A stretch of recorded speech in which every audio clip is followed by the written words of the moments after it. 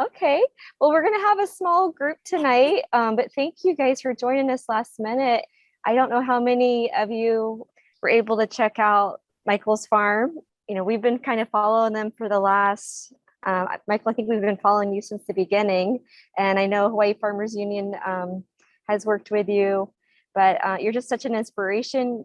You share a lot, over social media about just what you're learning, different things you're trying, rather than just kind of flipping through social media and getting little bits. We were just hoping to have kind of an in-depth conversation where you just kind of share your process as much as you can.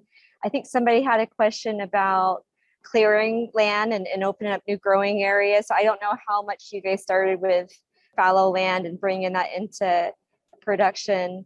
Someone else, I think Val, you'd asked for kind of a sketch just to kind of see the layout too of your operation from your fields to your where you do your wash pack and all of that. So I'm gonna just let you go ahead, and if it's okay, can you introduce yourself? Yeah, I can either pull mine up because I did pull a picture off of the Google Earth to help get a better picture of what we have at our farm. But the best way would probably be just maybe to go on our website and you can kind of see an overview. And I'll try to explain it as well because the picture that I got is from, I think, probably about a decade ago. So there was farmers on our land before us about 10 years ago, but the land's been fallow since then. So it was mainly just grass. And the way we started out is we ripped the whole field. We used a big tractor, and first we mowed it down as well as we could. And we took it's kind of like what would you call it, a deep plow, but it's almost a mixture of a deep plow with a rake, but the tines can rip down into the ground, and so it'll help loosen the soil a lot.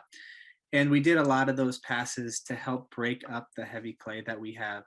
But the way we started is to cover crop the whole area.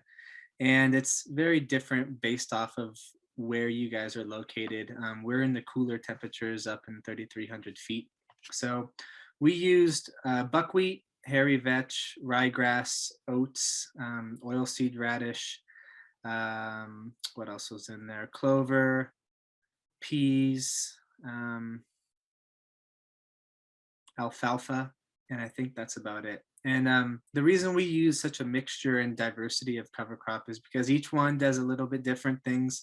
We have a few that are nitrogen fixers, so they'll put in a lot more nitrogen back into the soil.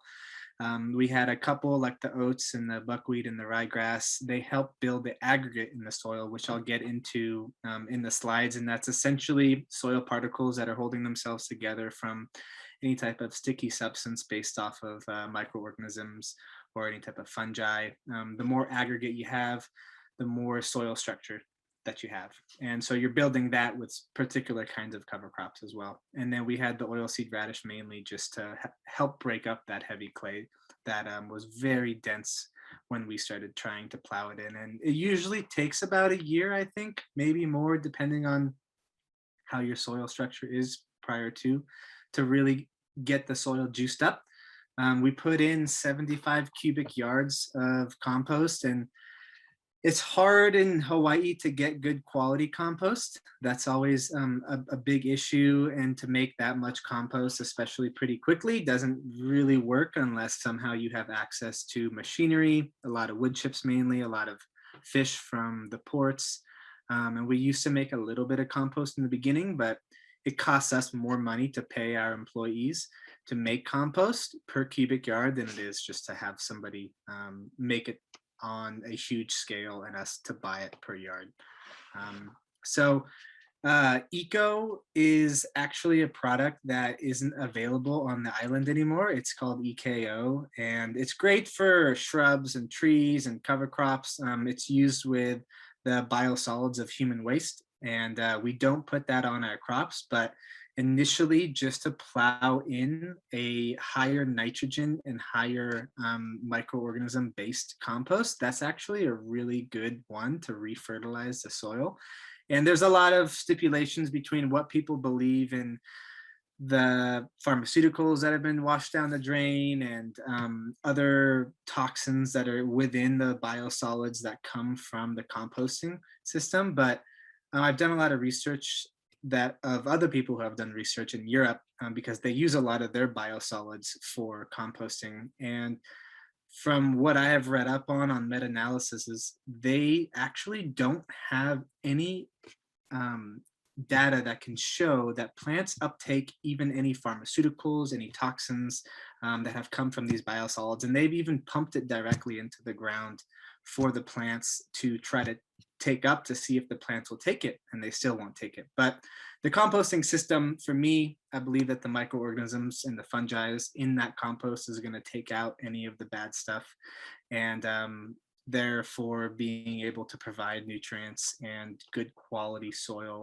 for the cover crop initially. On top of that, the cover crop is going to be replenishing the soil as well. So it's kind of hit or miss. We can only get compost from Kihei compost, which is just green waste, and it's really pretty poor organic matter. It's hydrophobic, and now we mainly just plow in our spent mushroom substrate, and that works great. It's really a lot of the same material, which I like to bring in other diversified microorganisms in. So we bring in it's a fish meat bone meal from Oahu from Island Commodities, and that's a fertilizer, but it also helps activate the soil with life because it's filled with a lot of fungi in it.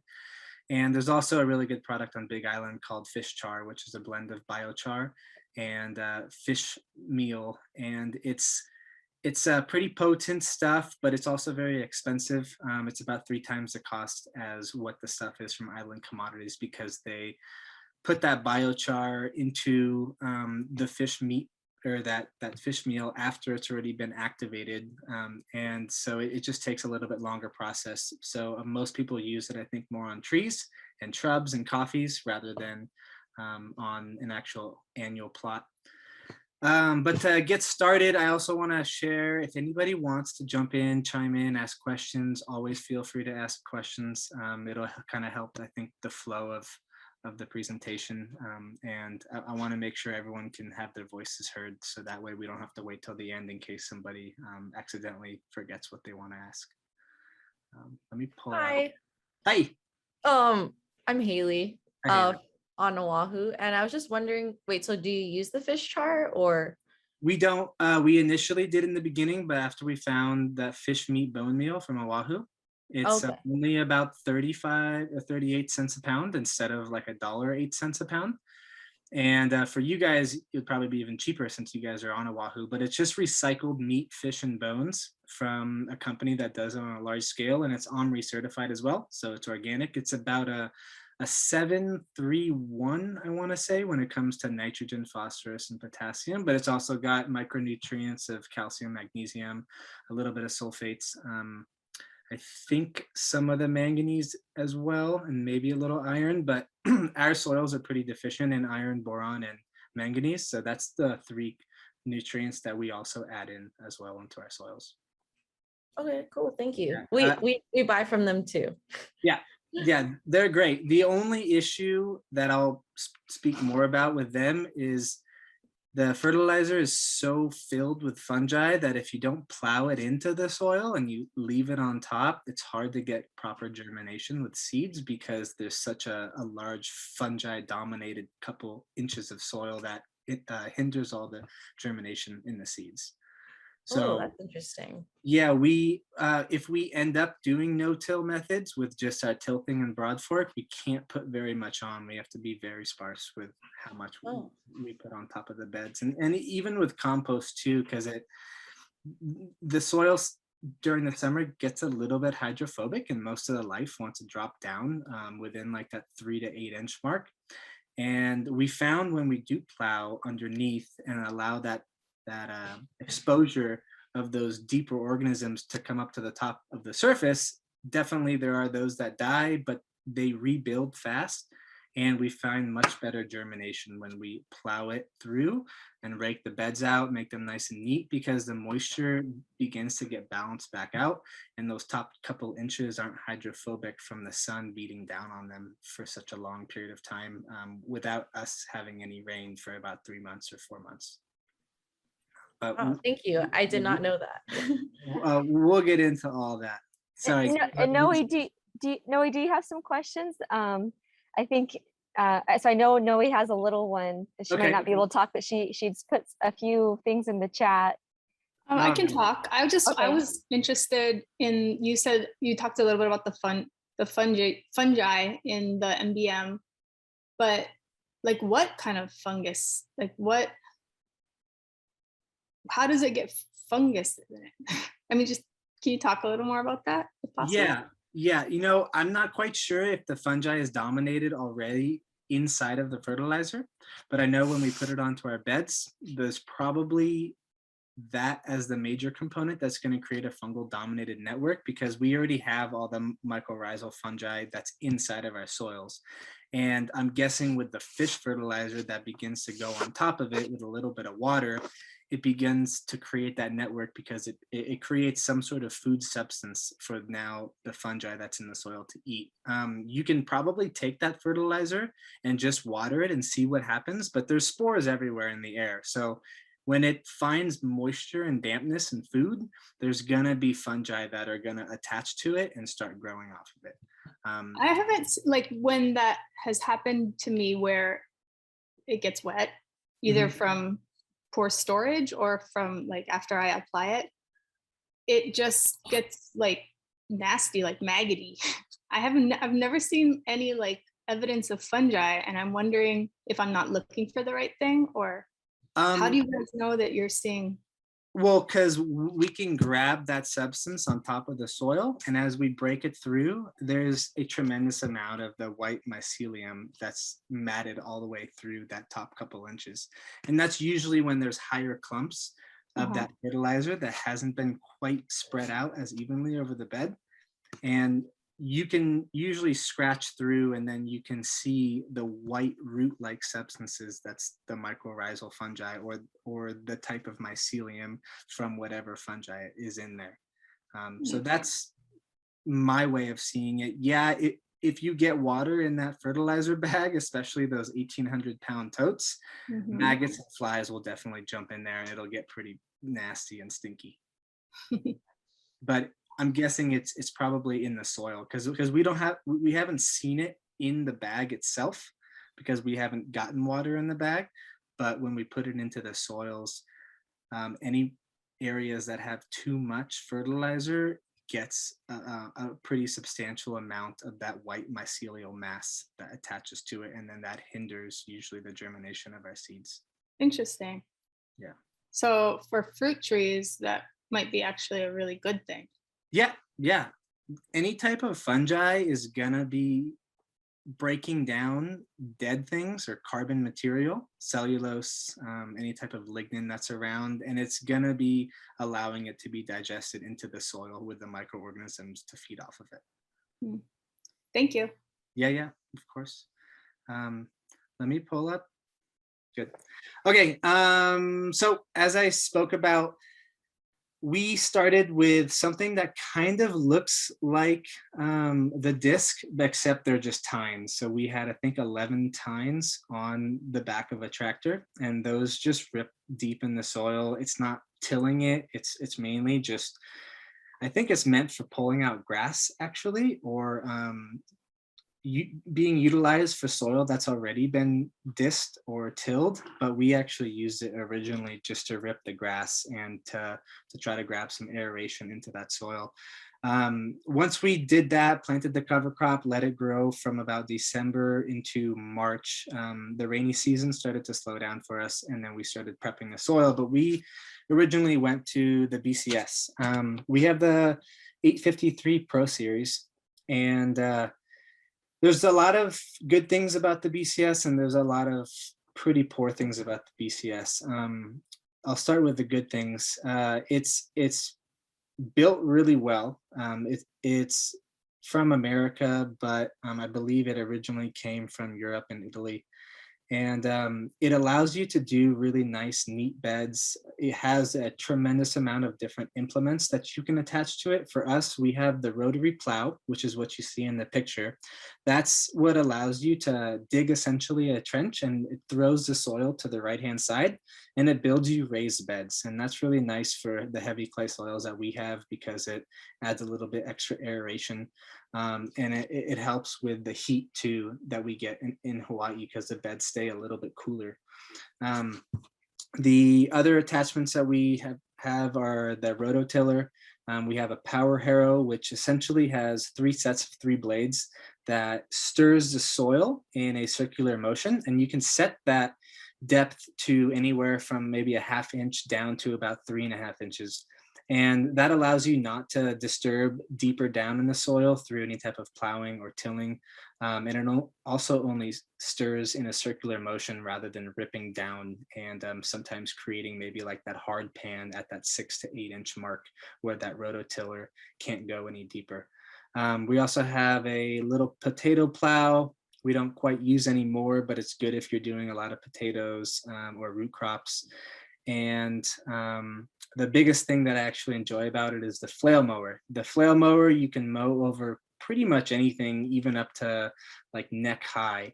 And you might have to go at a slower speed, but the flail mower chops in a circular motion rather than like a regular riding mower that chops in a motion that's circular but level with the ground. So it chops going this way, and it allows everything to be spread out onto your bed. So it helps drop that organic matter there immediately, and you're not spraying any type of crops to your right or to your left and ruining other crops. The bummer about it is we've run it pretty hard, and there's a lot of pieces to it, and when it breaks, unless you're a really good mechanic, you'll usually have to take it into your distributor on island, and ours is Service Rentals. And for some odd reason, ours has been broken for 5 months, and every time that they try to give it back to us, there's still something not working. And it worked great for the first year or so, and then it started having problems, and ever since then it continued to have more problems.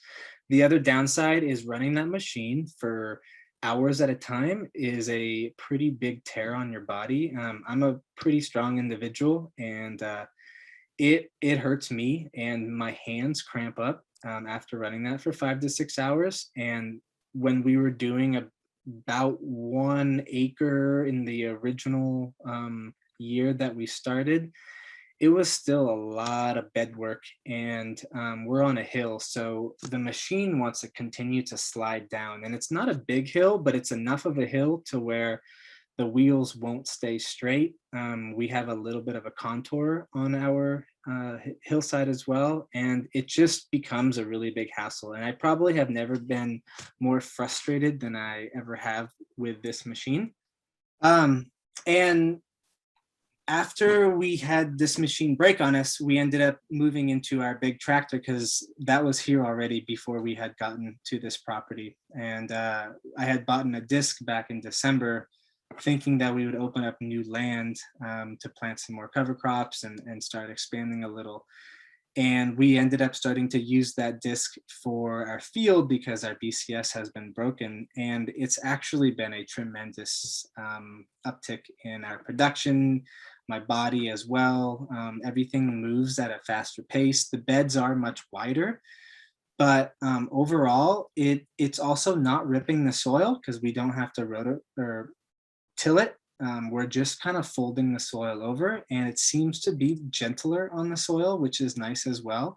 It doesn't quite mix in fertilizer or compost as well as we'd like, and we might increase to some other kinds of implements, maybe a power harrow or maybe something that has a bed shaper on the back of the disc, because I do like the disc. But the other thing is our tractor isn't that big. And so we have to put a lot of weight on the back of the disc. And if you don't, the disc just doesn't drop deep enough, and it'll kind of just drag behind the tractor. So we have to put about 400 to 500 pounds on that disc with just essentially big eucalyptus logs. And that helps drop it a little bit more to be able to plow through a field. This is honestly just a normal field that you would see if you were probably going into the Midwest. This is a potato field. This is probably the most efficient way to grow potatoes, just because um, to do it on any scale, you need to have space and you need to be able to mound the potatoes so that way they're not exposed to the light. And most crops in even organic farming that are grown with cauliflower, kale, brassicas, lettuces, whatever it may be, they do have quite a lot of space in between their crops.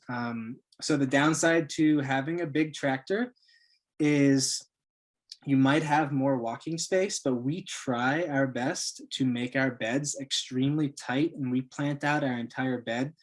And our goal is about halfway through the growth cycle of each crop, we want that whole bed to be covered, where light isn't hitting directly onto the soil and light is being able to penetrate the leaves to then allow that photosynthesis to happen, and also to cover the soil from being dried out. And so that's why we do a lot of the baby greens, because not only is it a profitable crop, but in about 14 to 21 days, most of that bed is covered, whether it's with our mesclun mixes, salanova greens, baby arugula, spinach, things like that. And even with our cauliflower and other brassicas, it takes about 45 days for most of the soil to get covered because we plant at a pretty high density. And we also do that because we have a lot of bird issues here. And the more we can plant at a higher density, I'd rather lose money on being able to pull plugs out if they're too dense than planting not dense enough and then ending up having the birds destroy quite a few of the starts, and I have a whole bunch of gaps throughout our entire bed. And it just, to me, seeds are cheap, and I want to get as much energy out of the bed that I just put in as possible. And so when we do any type of seeding, if we do it directly into the beds, we make sure that we seed with Agribon on top of it. And if you guys aren't familiar with Agribon, it's a type of white cloth that's used for winter protection in the East Coast and other colder areas, but it also works great to hold moisture, to heat up the soil in the colder months, but especially to stop the birds from destroying all of your seeds. And for us, we lose a tremendous amount of our seeds each year if we don't put the Agribon on. They go after mainly beets, spinach, even some of the carrot tops, right as they come up, all those cotyledon leaves will get pecked off. Any type of brassica except I think arugula and mustard, the spicy ones, they don't seem to care for as much. But that's been a big saver for us, is to be able to cover our beds with Agribon and to prep them appropriately too. So when we do with the disc, we have to rake it out. If we do it with the BCS and we can till properly, or if we just do a power harrow, we're able to firm the bed with a bed roller behind the power harrow. And if we don't firm the bed enough, there's not enough seed to soil contact. And when you put a lot of water on the bed, if it's too fluffy and there's not enough compaction with that, the seeds have a hard time germinating. And the soil also has a hard time holding moisture. So you want some form of firmness in your bed. You don't want it to be so loose to where it's just almost like dusty and you can just shove your entire arm into it, but you want to be able to put your fingers in, but you can feel that moisture connection and you can feel the firmness of where it's taking your fingers a little bit of strength to push down into the bed. That's what's worked for us. These are our potato fields, so you can see the difference. Ours might be at a higher growth, but when we did a lot of potatoes in the beginning, we did it mainly because we didn't have a lot of workers. We tried to get as much soil covered as possible. And this past year is actually our most successful potato crop. We dry farmed potatoes. So we planted them with one rain and we didn't water them for 3 months. And we had our best crop that we've ever had. We are in a environment that's a little bit cooler and we get a little bit of that mist, but we did not get any rain throughout the entire 3 months that these potatoes were growing. And the potatoes came out clean. There's no disease. They all grew through their whole life cycle and we got tremendous yields. And so that's an option too. We didn't have drip. We really have overhead on everything, and I don't like to put overhead on potatoes just because of the blight. We found a few varieties that seem to work well within our climate. Red Johnny's is one from Grand Teton Organics. There's a Midnight Moon, which they might not carry, but there's also a Adirondack Blues that Johnny's carries that are good. And what are the other ones? Yukon Nugget and Purple Viking. All those have been very successful for us. And potatoes aren't the most profitable crop, but they're a fun crop and they're a good storage crop as well. So you can continue to sell them over months as long as you are able to store them within some form of cool space. We put them in our chill, but it's just a very nice crop to have for about 3 months as a bumper crop to be able to continue to sell and not have to sell 500 pounds of baby greens in 1 week because you accidentally overplanted or something. So this is just a quick picture of our fields. You can see, I think these are now the fields that you can see that have been used with the tractor. So they have a little wider spacing, but even then they're only about maybe 12 to 14 inches of space in between each bed. We do our best to clean up our fields, but you can see the contour. We do it a little bit off contour and it's actually sloping downwards in that picture. But we kind of plant everything in between each other. That can sometimes become a nightmare if you're mixing and mingling too much and your bed space aren't always the exact same, because then when you want to redo a bed of your greens in between 2 rows of carrots, you have to be pretty careful. The biggest issue we've found with seeding into beds in between other crops is when we have weeds, there's these particular bugs, I'm not sure what they are, moths or flea beetles, that end up hiding themselves within those weeds.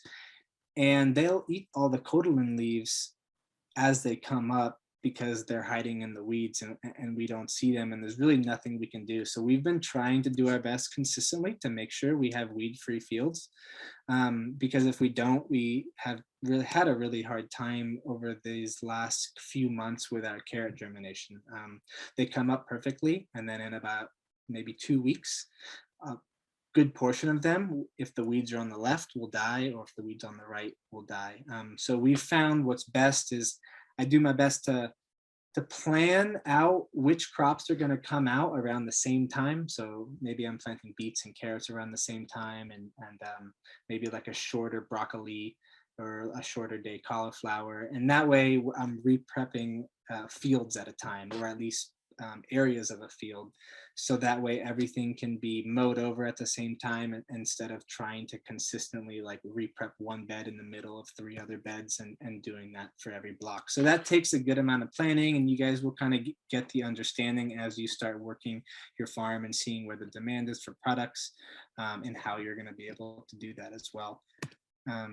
Oh, Haley, do you have a question? This is the flail mower. You can see it actually will mow pretty close down to the ground. Oh, And Michael, the nice thing is you can actually drop that entire flail mower to where it's hitting the ground. So it'll chop up the top even ½ inch of soil.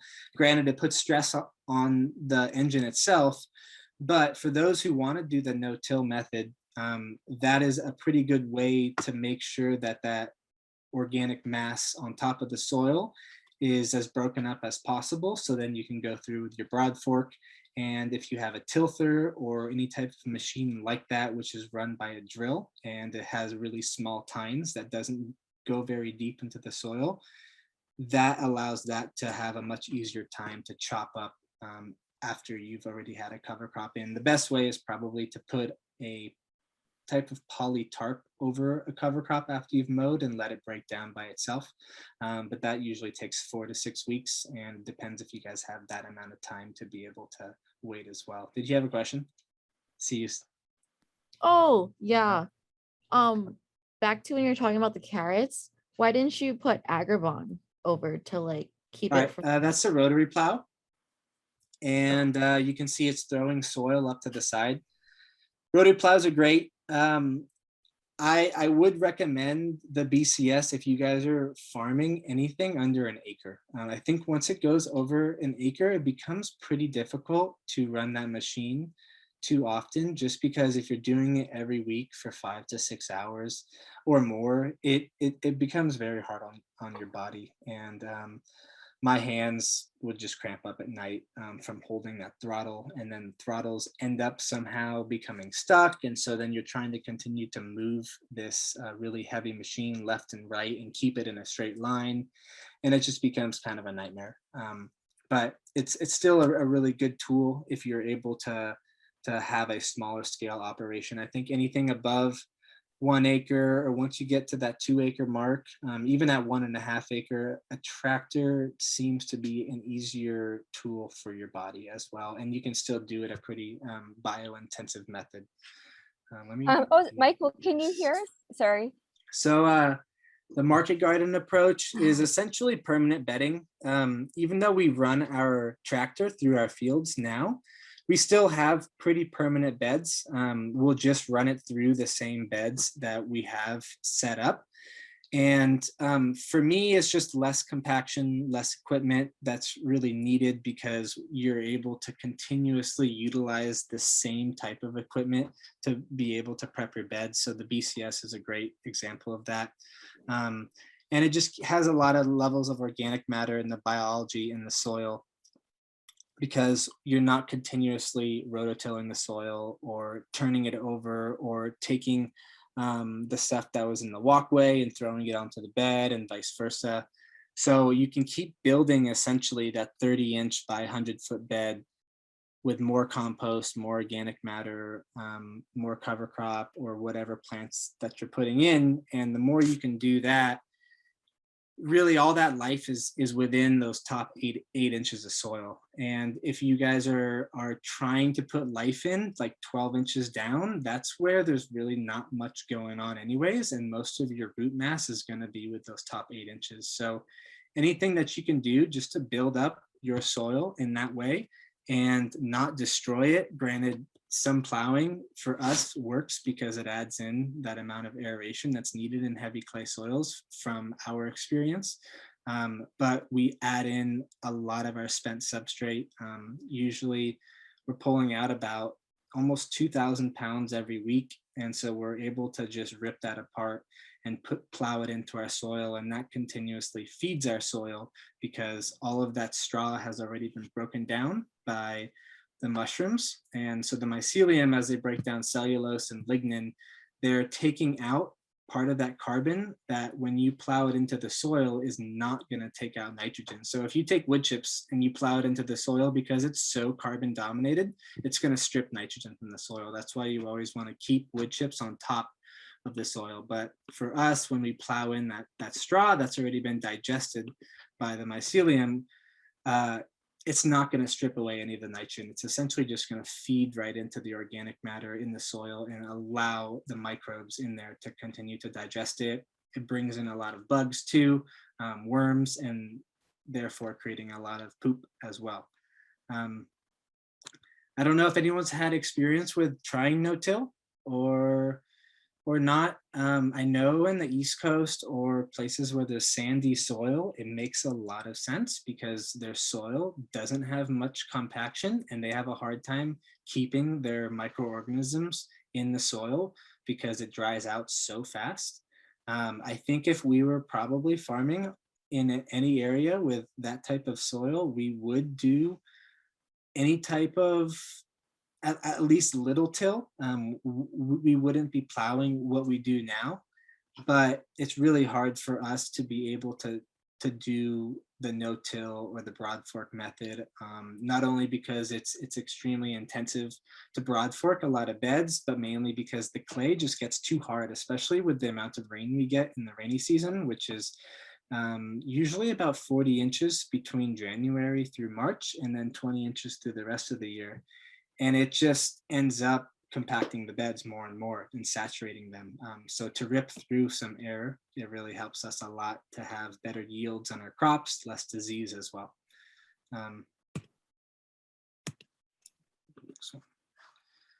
As I spoke about earlier a little bit, the aggregate. This is a quick diagram that helps you guys understand what soil aggregate is. And the certain clumping grasses are really a good way to build soil aggregate.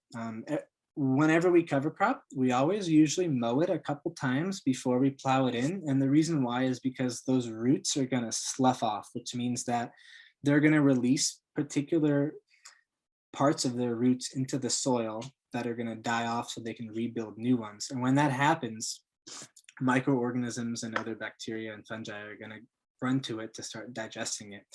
And when they release their compounds off of their body, there's sticky substances that begin to start forming these soil particles together. And when those particles come together based off of that organic matter, it creates soil aggregate. So the more aggregate you have inside of your soil, the better soil structure you have, because they're going to now start forming these essentially like little communities that allow moisture to be retained better, and for also nutrients to be moved around better.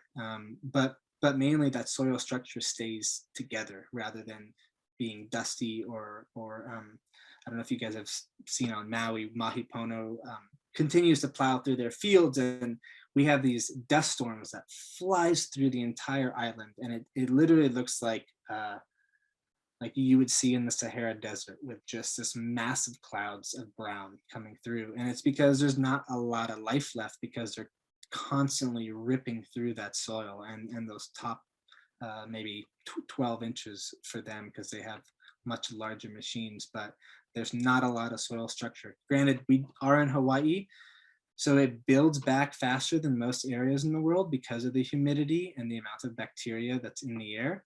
But the less that you guys are going to disturb the soil, the more aggregate that's going to be in there, and the healthier the soil structure will be with that amount of aggregate. Kind of spoke a little bit about that. We can move through, but worms, if you're doing a no-till method, essentially can be your tillers. You don't have to run your machines through.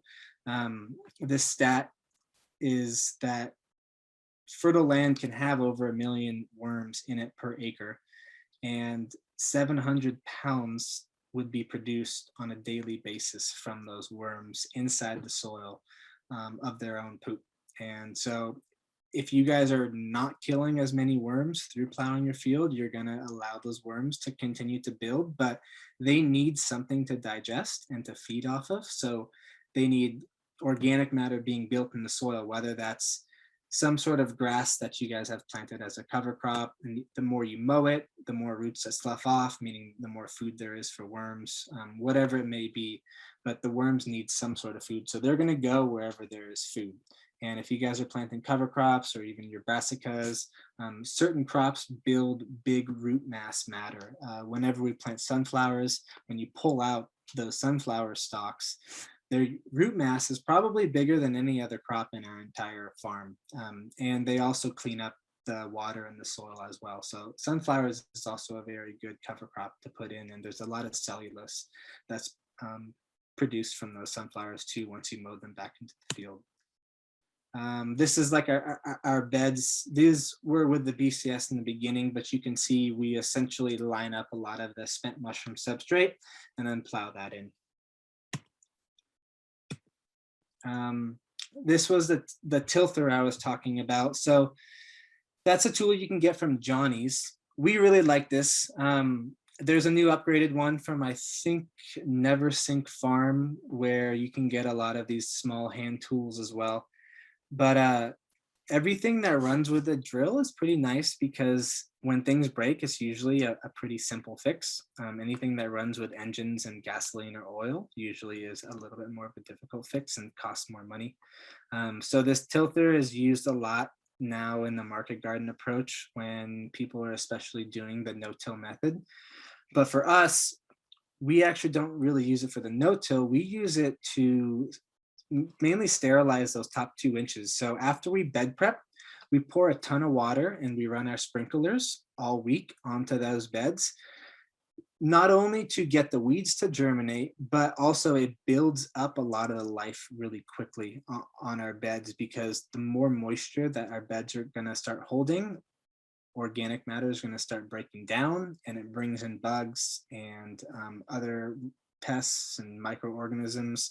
And so the fertilizer that we put in is going to start getting activated, which is that fishbone meat meal. And on top of that, the weed seeds that are germinating, we run this tilter through and we kill all the weed seeds on the top 1 to 2 inches that have germinated. So now when we do our seeding or do our transplanting, we have a lot less weed seeds to be able to be weeding throughout the life cycle of that crop. An even better approach is to do a flame weeder, which ours currently isn't the best.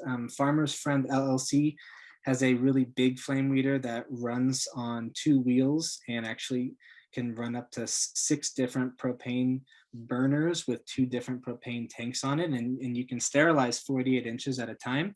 But NeverSink has a flame weeder like this, and Johnny's, I think, carries it too.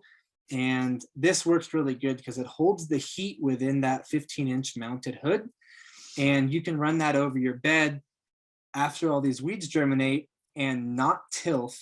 And that way you'll have an even cleaner bed because you're not disturbing any of the soil. So you'll have even less weeds coming up now during your crop cycle. Probably the best approach that we use for this is our carrots. So we'll plant carrots out, and on day 6, we end up sterilizing the bed because all the weed seeds have popped up, but the carrots are usually about a day to 2 days behind. So they start germinating on day 7, day 8, day 9 for us.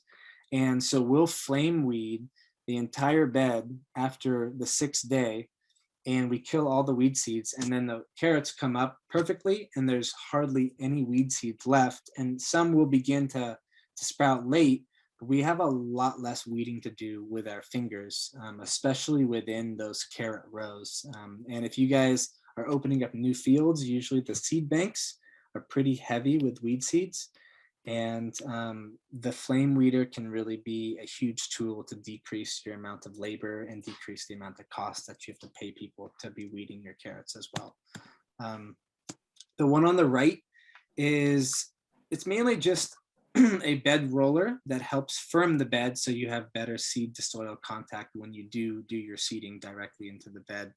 This is the smaller scale. If you have a BCS, you can have a bed roller on the back of your tiller or the back of your power harrow or whatever attachment you want, which will firm the bed for you. Big tractors also have bed rollers on them as well to firm the bed.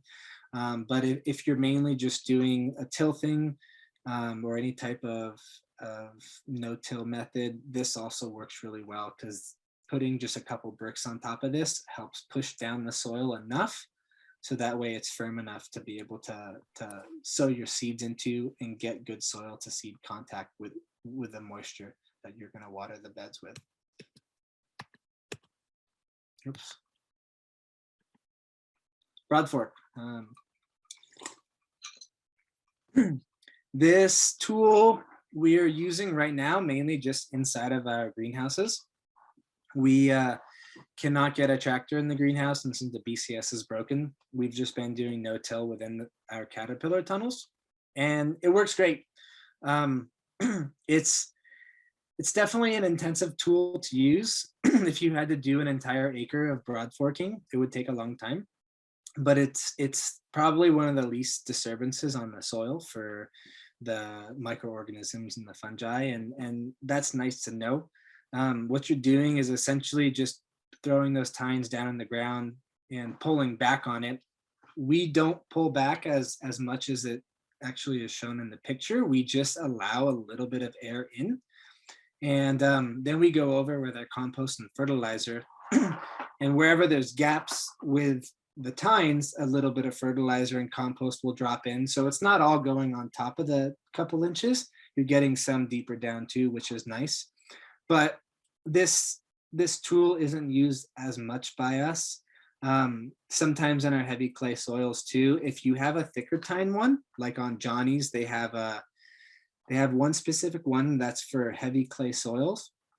but it's really hard to get those tines into the heavy clay soil that we have. And our soil structure is probably even looser than all the Kula farmers because they're a lot drier than us and their soil structure is even different.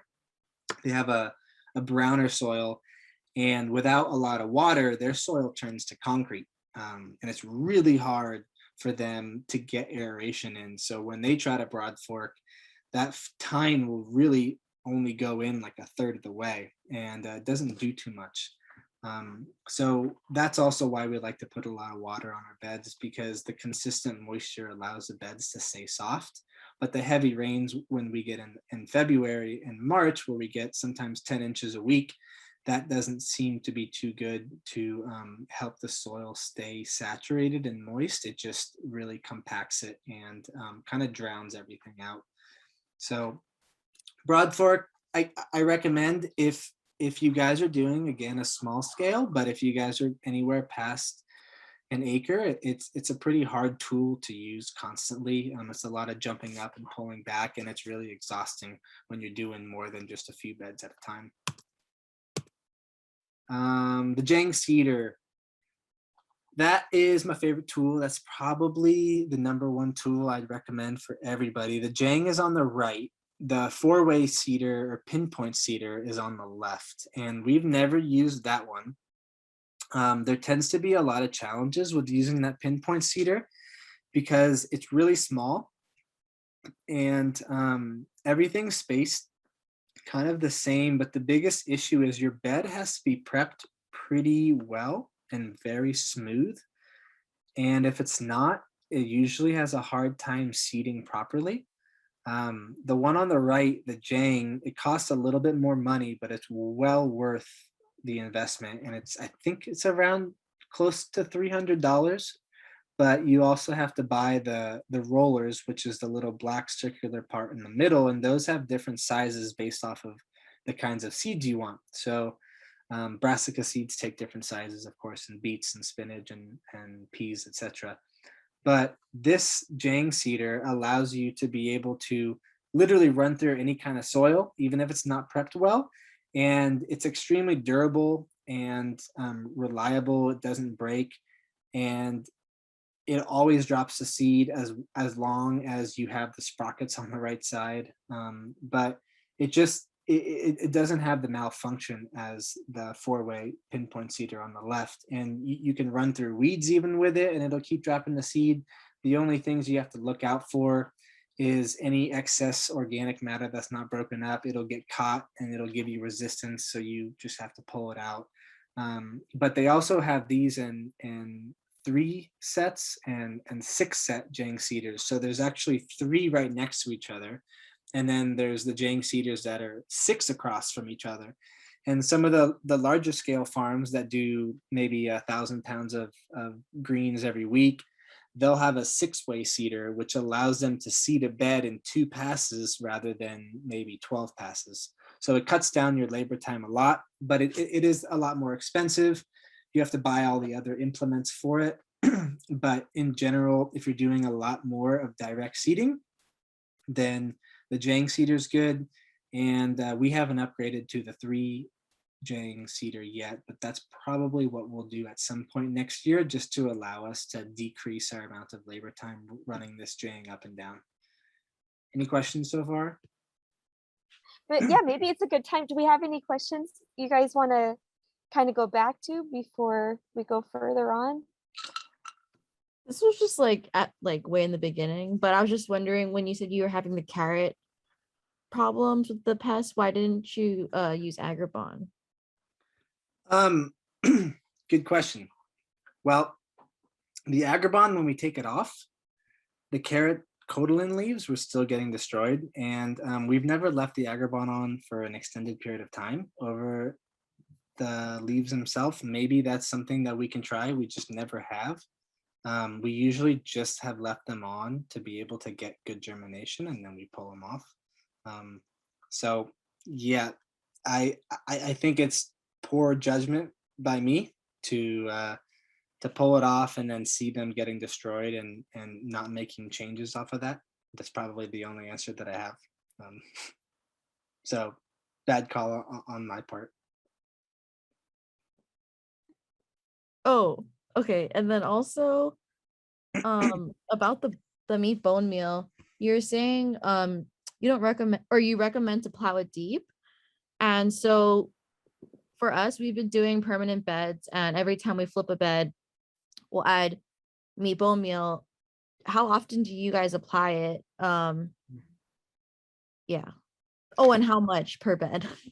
Yeah. Have you done soil samples? Yeah.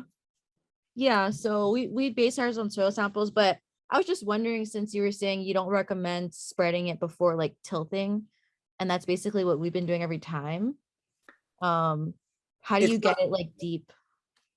No, I mean, I definitely recommend spreading it before tilting. But I think if you're gonna do the no-till, from our experience, we have to tilt it a lot. Like, we have to run that tilter up and down the bed to really get that fertilizer mixed up evenly, or else we just find we had bad germination.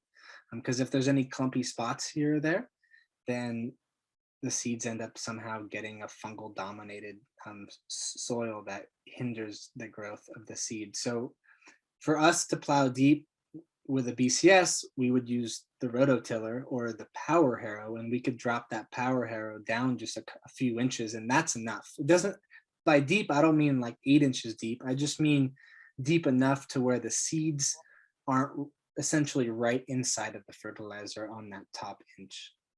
But if it's working for you guys, don't change it because of what I'm saying. Only change it if it begins to become like an issue for you guys. So as long as it works, then that's great. We just found that it was not working for us if we applied too much. And for us, 100-foot bed, we use about a 5-gallon bucket of it. Okay. Probably a little less now. We used more in the beginning when our soil wasn't as fertile, but nowadays probably using about 3/4 of a bucket per bed. And when we just redid our high tunnels, we actually only used a half a bucket just because we ended up doing the broad forking and tilting, and I didn't want to have issues with germination. And everything was fine with our germination. I just ran the tilter. I think I did 2 passes, so up and down and then up and down again, just to make sure it was mixed in nicely. Okay, thank you. Yeah. Because yeah, I mean, we have germination issues sometimes too, and that's just not something we considered. So that's good to know. Yeah, a lot of moisture, definitely a lot of moisture, because I've always found that there's particular areas sometimes on the beds that's hydrophobic, and for some reason you can like pour water on it. It looks like it's saturated, and then you scrape your finger on it and it's dry, literally a ½ inch below it. So I don't know if you guys have tried that method, but usually if there's not enough microorganisms around that area, the soil will become hydrophobic. So you really have to keep watering it again and again and again until that water runs deeper, and then you'll have better success with germination as well. So try that as well. Michael, what about your mushroom substrate? Is that cost effective, or when would that be cost effective? If I would imagine it's a byproduct for you, so it's because you already grow mushrooms. Yeah. But I just didn't know if you thought it was something really to try, even if you aren't growing mushrooms, just to try to get your hands on it. Yeah, we sell it cheaply for just $5 a bag. Each bag is about 40 pounds, maybe 50 pounds. That's a wet weight, so it's really only 20 pounds of dry weight, but it works for us just because it's a byproduct. So if we didn't have it, we probably wouldn't use it. But because it's just around, and we have a lot of organic mass that we can put back into the fields, it just works in like a nice closed loop system for us. So that way nothing's going to waste, and we don't have to now buy as much outside compost because we can just utilize our own. And we also have a lot of the sawdust blocks that we utilize too for growing different kinds of mushrooms that we pile up. And we have like a passive compost pit that we'll be able to utilize to put back into the fields. But if you're not growing it, I don't know how much it's worth it unless maybe you have someone locally, like I think you guys have the composting people for who grow all the button mushrooms. Maybe they have excess waste that you guys would be able to pick up. We do have a few farmers who come and buy bags from us to put into their fields, but we don't have too much to give out because we've been using a lot more lately into our own fields.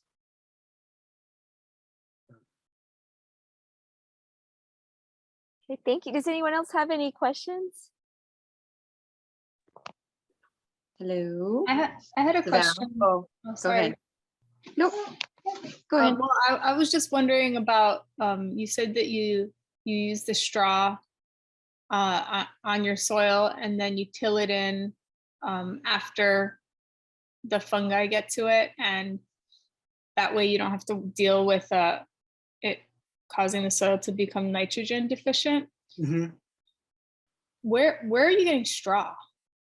We get straw from Dell, so we actually have them bring it in for us specifically. That's probably the biggest downfall of growing the mushrooms, is that we have to have that product shipped in.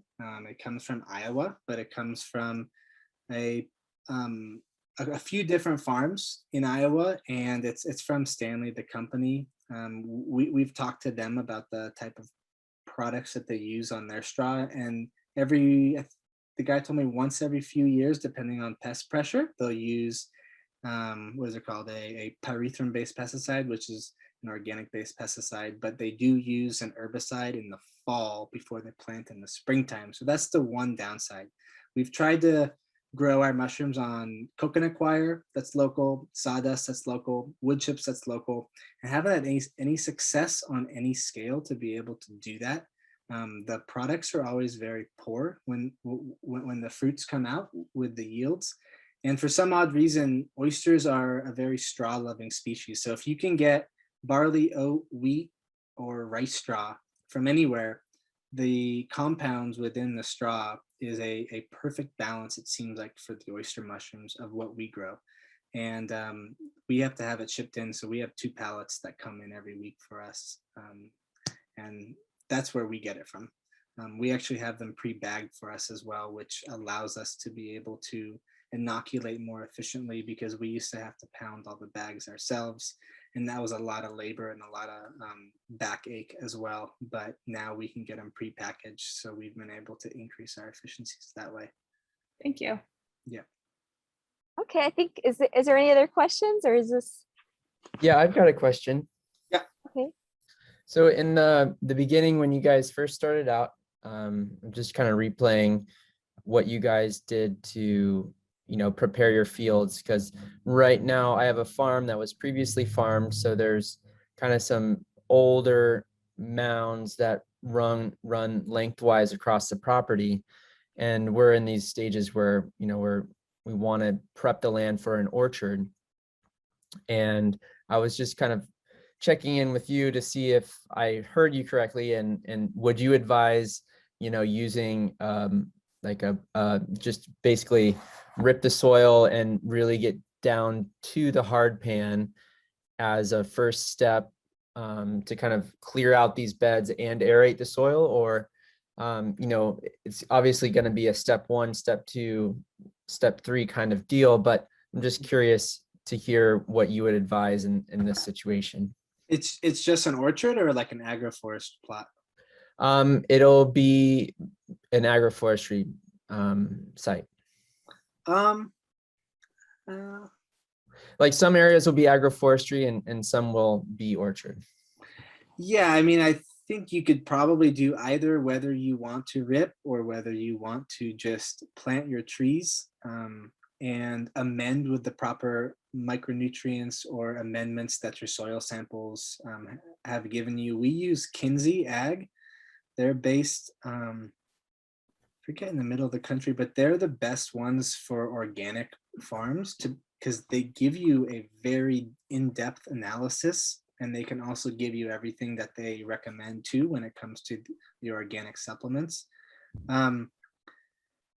there's a lot of work into ripping it.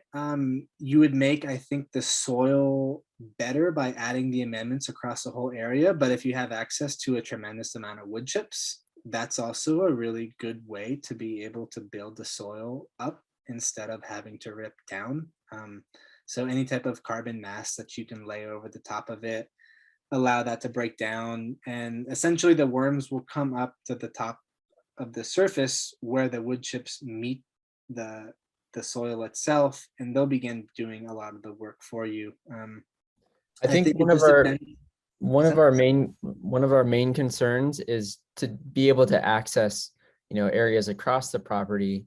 And so not ripping leaves these pretty big humps, and there's just unevenness throughout. So kind of a multi-purpose idea there is to get the land so that we can traverse it easily with vehicles or even a tractor to mow certain areas and things like that.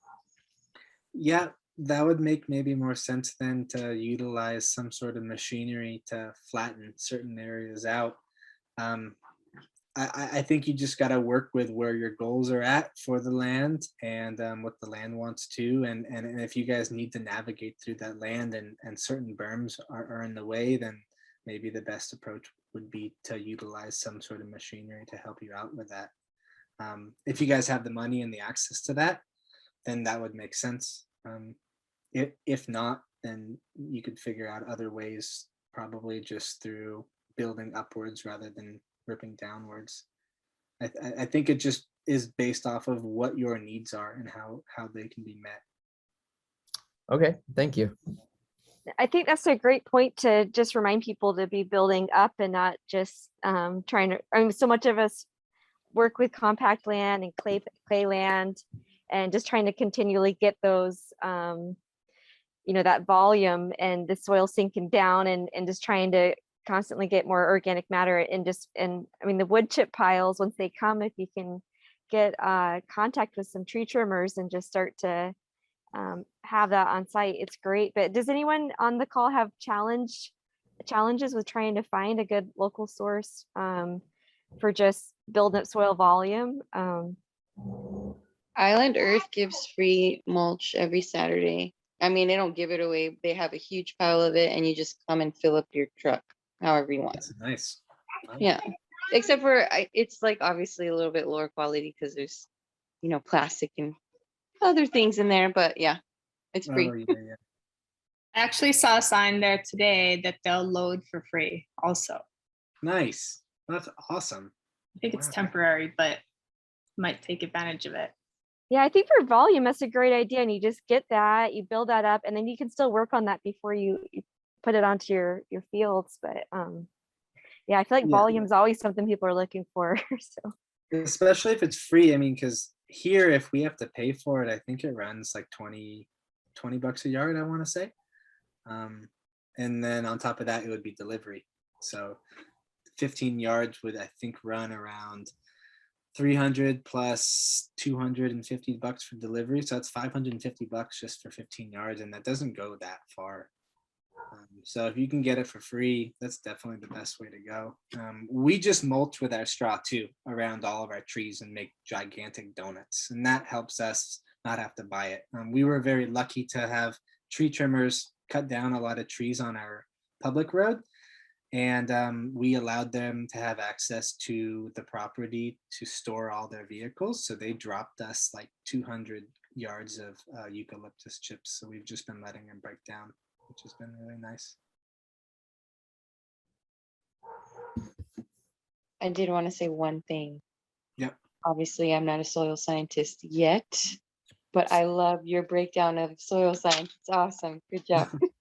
Thanks, Valerie. All right. Any more questions before we go?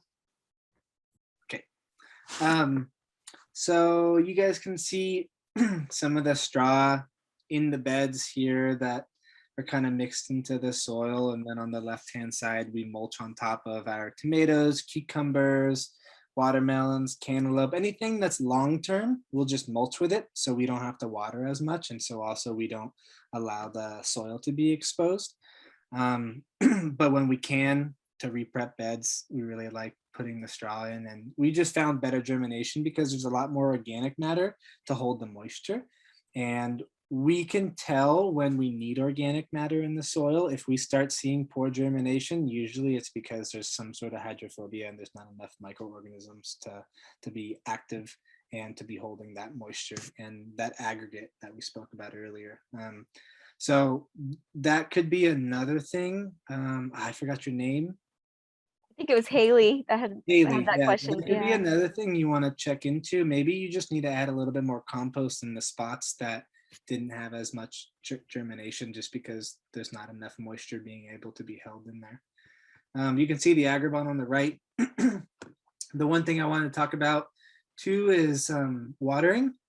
I don't know if any of you do drip versus sprinkler heads. Our biggest issue probably on the farm is water volume. We have a 1-inch pipe that comes down to the farm, and it's off of, I want to say, a 3/4 inch meter. And we can really run like 4 of these tiny wobbler heads on the whole farm at once, and it puts out an extremely low amount of volume, and we have really high pressure. But each one of these blocks, well, let's say the block at the very end on the left-hand side to the very right-hand side, we have 1, 2, 3, 4, 5 sets of sprinklers running along the entire length of the block. And we can run one of those at a time on the entire farm, and we have 5 blocks. And so we essentially have to water from like 6 a.m. to 9 p.m. during the summertime when it's really hot and dry, because each one of those sprinkler lines has to be on for a minimum of an hour to actually get water into the soil, because it puts out such a small amount of volume.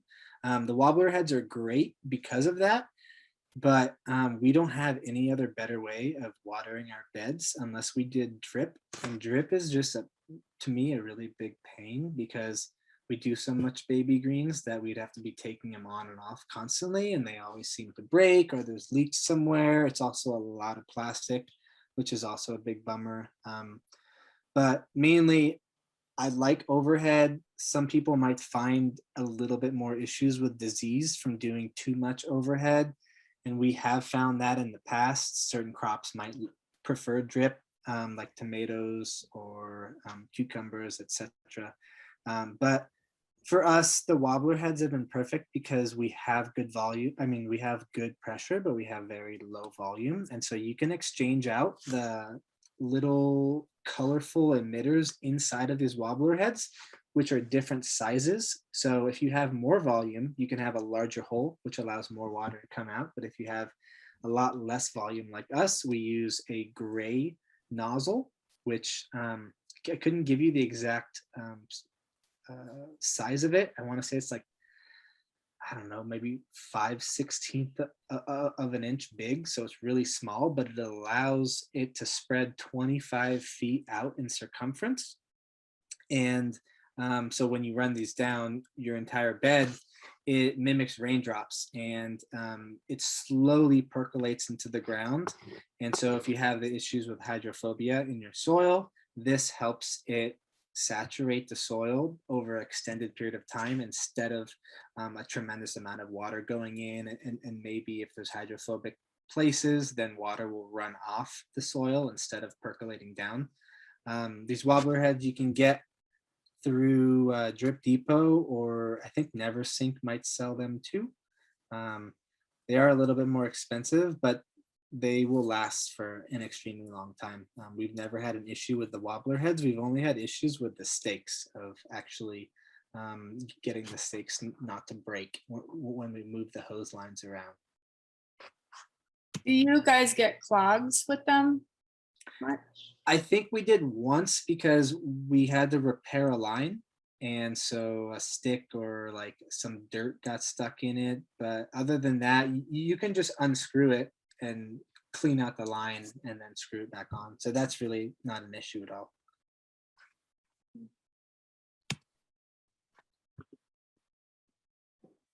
I wanted to talk about the tunnels. NRCS paid for these. They have a really sweet program with giving farmers essentially free money to do any type of soil conservation practice. And one of their practices is to put up high tunnels. You have to put gutters on the high tunnels to move the water around. And oddly enough, they only ask you to put a minimum of like a splash guard, which doesn't make sense because you could put splash guards on the edge of the tunnels, and now you're pulling all the water off of your greenhouse into one area rather than equally dispersed on the entire side of the greenhouse, because they don't even make you move that water from that splash guard into any other particular area. But beyond that, the Caterpillar tunnels that we got is from Farmer's Friend LLC. They're a company in Tennessee, and that's where we've also got our greens harvester as well. They sell other tools and equipment. They're more for small scale as well, but this tunnel's 17 feet wide by 100 feet long. We got a lift kit on it, which means that we extended it up, I want to say about 1.5 to 2 feet. And the reason why we did that is mainly to grow tomatoes and cucumbers on a lower and lean system. So you can kind of see the little trellis ropes there that are hanging down below where I'm tilting. And then on the left-hand side, the cucumbers. This lower and lean system allows you to grow upwards rather than, of course, growing across. But as the plants grow up, they're growing along the string and you're continuously clipping them along the string. And you can keep pruning them constantly as they grow up. But once they hit the top of the cable, you lower that string down and you slide this rope and cable or little dolly thing down the cable. And all of your plants are going to move in one direction. And then when you get to the edge of the bed, you're just going to unhinge it on the cable and move it across to the other cable. And so they're going to form this gigantic circle. And you can have your cucumber vines become 25 feet if you can get them to continue to grow that long. And our tomato vines currently are probably pushing about 20 feet right now. We've had them growing since May. And it works really well. It's really efficient. It keeps most of your growth habitat in the upper 6 feet rather than in the lower 6 feet, which is nice as well. The biggest issue we've had is with tomatoes sitting on the ground because it's not quite tall enough for them. So we'll probably weed mat next year on top of our mulch, just because we're having little critters come up from the mulch and nibble on the tomatoes. And so we probably lose about 20 pounds of tomatoes every week just from critters. But it's still a very efficient and cost-effective high tunnel. We ended up, I think the total cost of it is about $3,500 per tunnel. And the kit you can put up in 2 days. And that's the best part about it. It's very easy. It's very simple. It's not a really high-tech tunnel where you have to grade everything to the exact laser measurements and put everything into cement. They do recommend putting this into cement, but we didn't, and it holds up really well in the wind, on top of the fact that we extended wiggle wire channels on the sides of these tunnels. And if you see on the sides, that wiggle wire channel is that little bar that runs across on both sides. And then underneath that is a roll-up wall. So you can get a lot of airflow in there as well. And what we did to keep bugs out so we could grow cucumbers, because we have the melon fly issue, is we just bought insect screening from Big Island. I think it's Rudy's Shade Cloth. And we don't have any issue with melon fly. So we insect screened the front and the back, and we put some doors on, but also the entire side so we get airflow in, but we don't get any bugs in. And then we just covered with soil on the sides, so that way we didn't have to put any wood down there and strap it in that way. And the crops have been coming out great. This is what the tomatoes look like in the beginning. You can see all of the strings hanging down, so we're trellising them upwards. On the right-hand side is as they begin to grow, they're continuing to go upwards. But then once they get up to a certain point, Now they're being lowered and leaned every single week. All the crops or all the tomatoes need to be leaned and lowered. Same thing with the cucumbers. You can see as they hit that top cable, they're constantly being lowered and leaned. And so these vines run on the ground. You prune the leaves going up off the ground, but all your fruit stays off the ground too. So you don't get any issues with bugs eating them on the cucumbers. The tomatoes, we'll see if we can do a better job next year because they tend to have lower hanging fruit than cucumbers. But the cucumbers were a huge success, probably one of the better profitable crops for us as well.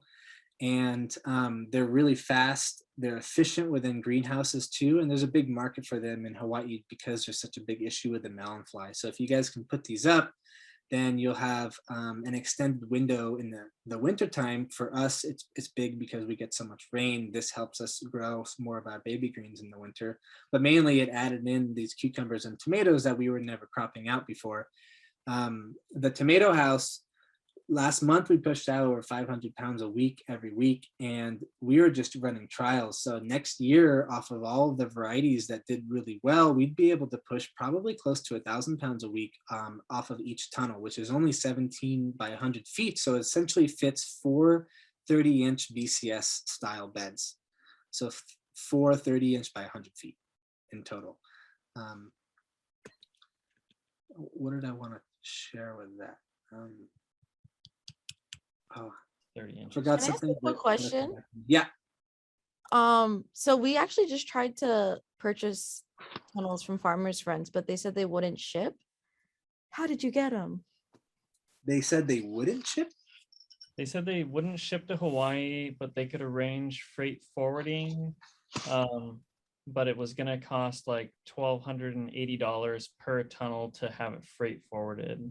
Yeah, so we had to have it freight forwarded. We Well- actually found the same cost was whether we purchased 1 or 2. Maybe we got it a little earlier and their shipping changed because we just communicated with them last week too to buy 2 more, and they also told us the same thing, that we have to arrange freight forwarding, that they don't do that anymore.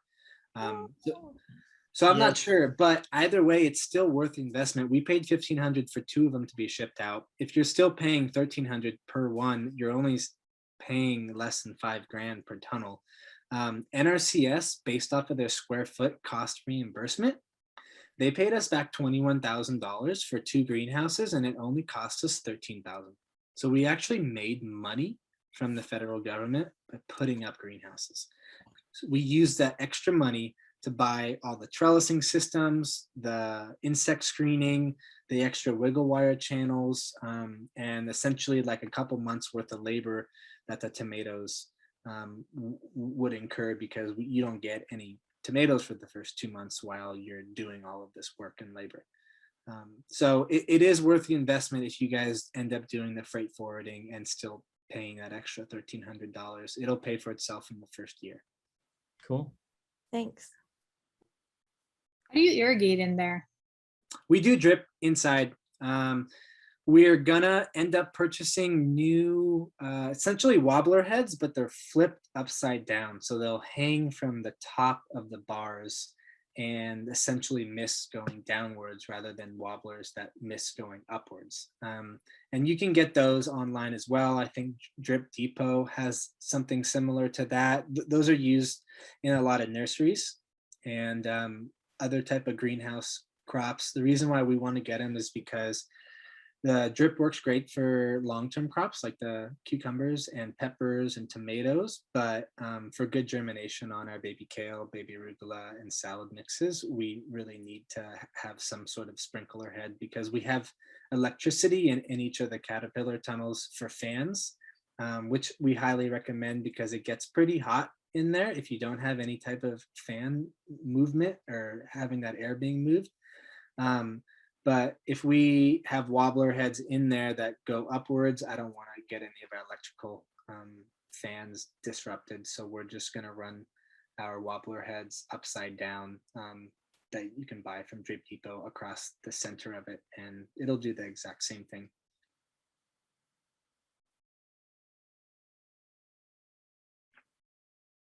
Yeah. Okay. Anybody seen this little tool? This is a fun one. This is called the paper pot. We use this now for all of our Salanova and all of our green onions. It works really well when it works, and it sucks when it doesn't work.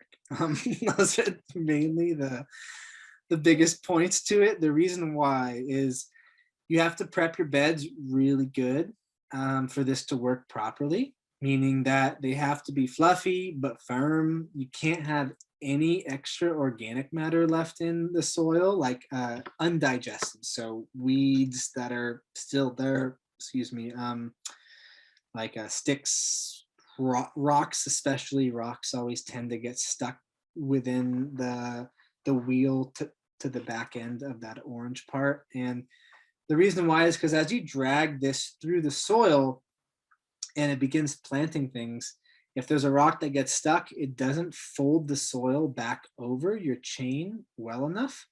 And then you're going through with your hands and you have to push it down, fold it, or pull the soil back over, and it just becomes kind of a headache. You also have to transplant these at the proper time. You probably have like a 7-day window before the root mass becomes a little bit too connected. And so when you pull these, and since the cells are extra small, the roots begin to bind together, and that binding together will start either breaking the paper chain, or it begins to have too much tension on that chain and it lifts the paper in the air and it doesn't drop the paper deep enough into the ground. So that way your plants are actually being planted at like maybe 2 or 3 inches rather than an inch. So they're kind of sticking out of the ground, and then you have to go back through and push them down. I thought I had a video on here. I don't. You could look up some videos on YouTube. It's really a great tool once you get the hang of it. It just takes some time, and hopefully just me sharing a little bit of this with you will give you the ability to not make the same mistakes. But just make sure if you're not tilling that you're tilting well and your bed's clean, free of rocks and weeds, and it should work pretty good. You can set the depth depending on how firm your bed is too, and you can set the depth at a deeper depth, so it'll help kind of go through maybe a bed that hasn't been plowed in a long time. And if it's really fluffy, you can set it to a really high depth and it'll still go deep, but it won't completely bury the plant. So it's kind of a hit or miss. If it works for you, it's great. The difference in the chains is a 6-inch chain, a 4-inch chain, and a 2-inch chain. So the 6-inch carries about 264 cells. I think it equals out to about 139 feet. The 4-inch is about like 100 and maybe 14 feet. And then the 2-inch we don't use at all because we just do direct seeding for that. But the 4-inch is great for the green onions. If you guys do beets and you guys do transplanted beets, paper pot would probably work great. We do direct seeding. The Salanova is our cut and come again for our salad mix. That is a better crop for us in the winter, in the fall, and the spring when we have heavier rains than the mesclun mix that we do. But we do the 6-inch for that. It's perfect spacing for it. It becomes really dense beds, and you really fill out the entire space of the bed.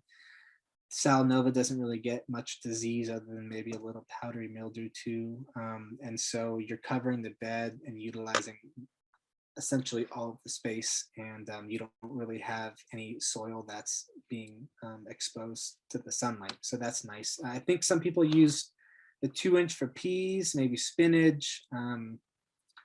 What else is there? Beans, if they do that, but usually I think a lot of those, most farmers will just direct seed as well. So it depends on your systems. The paper pot is a little bit expensive. Each cell costs, I want to say, around 2.5 cents a cell. So for us, it makes worth it for the lettuces because it's a higher cash crop. It probably wouldn't be worth it for certain crops because if you also don't get good germination, you kind of waste the entire paper pot. If you get, for some odd reason, 50% germination, then you have all these missed spaces. So it's pretty finicky, and it costs, I think, around $1,200 to buy, plus the cost of all of the paper pot chains as well. We buy them by the case, but again, we only use them for the salanova and the green onions, and it works great for that. But we haven't tried them out for really much else. Any questions on that? Nope. Right. These are cool.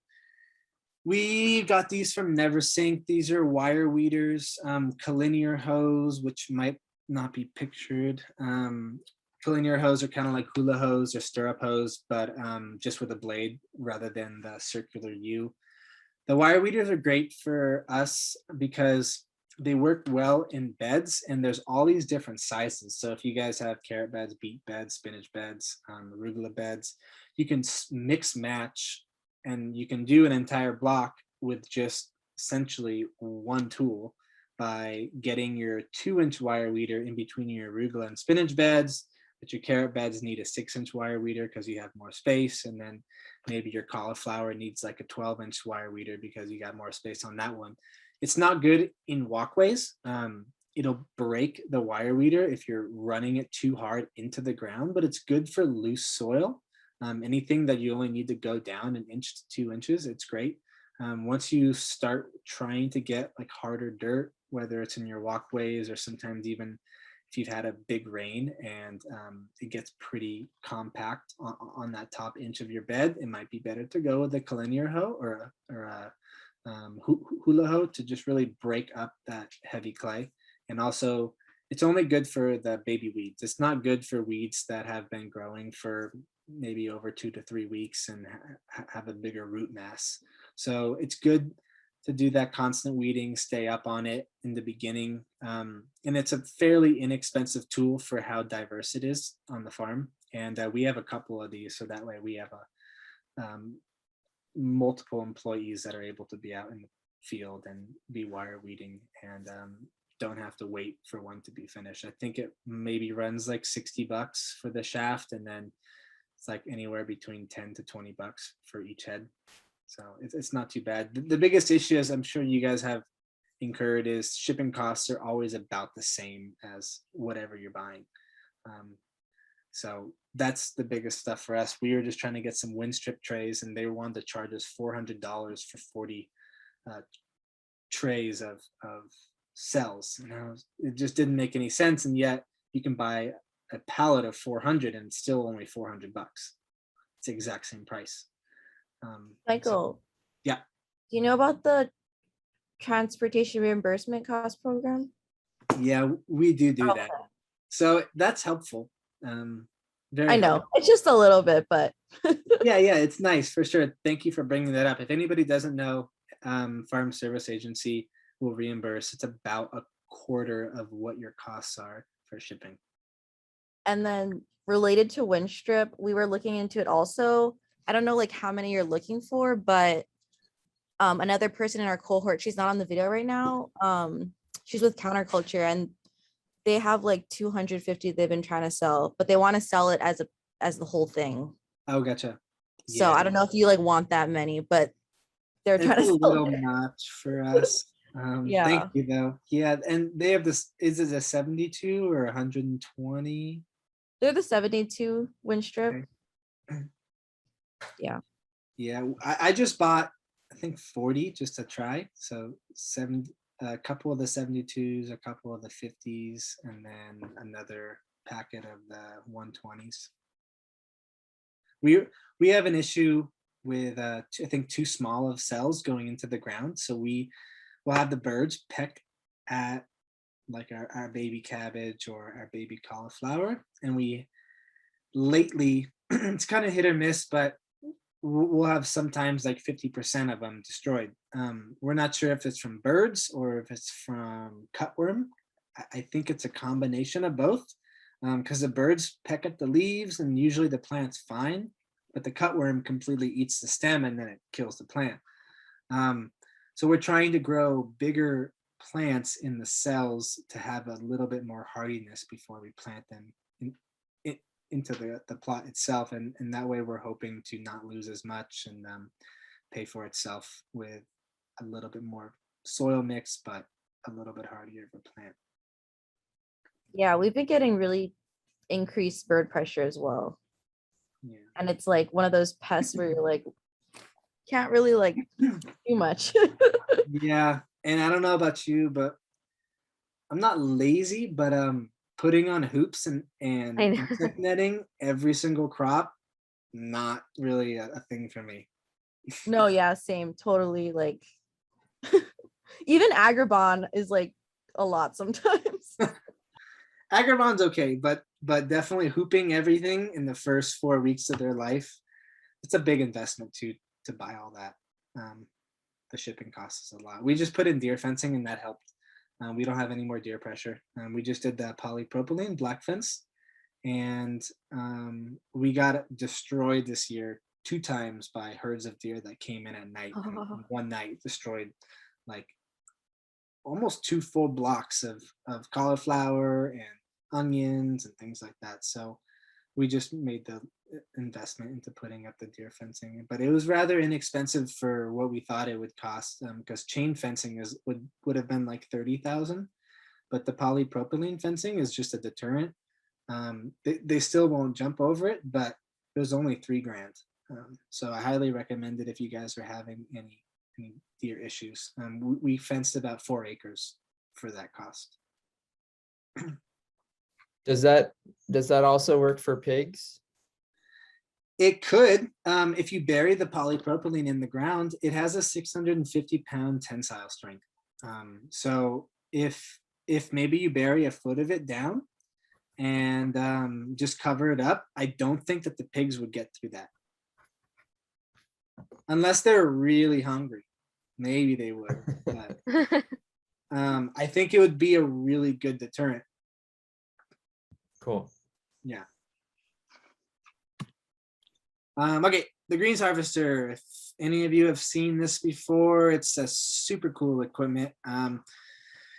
We wouldn't be doing our greens and arugula, and baby spinach and baby kale, things like that, if we didn't have this. It just wouldn't make sense financially to cut everything by hand or with scissors. So this runs, I think it's, when we bought it, it was like $650. It might be more expensive now, but it is more upgraded now, and a higher quality product, because they've gone through a lot of different phases of what this used to look like and different issues that they've fixed in the past. So that drill is powering a drive shaft that essentially makes a blade at the bottom of this, a saw blade, run really fast back and forth. And that drive shaft is attached to a little rubber band that is also turning a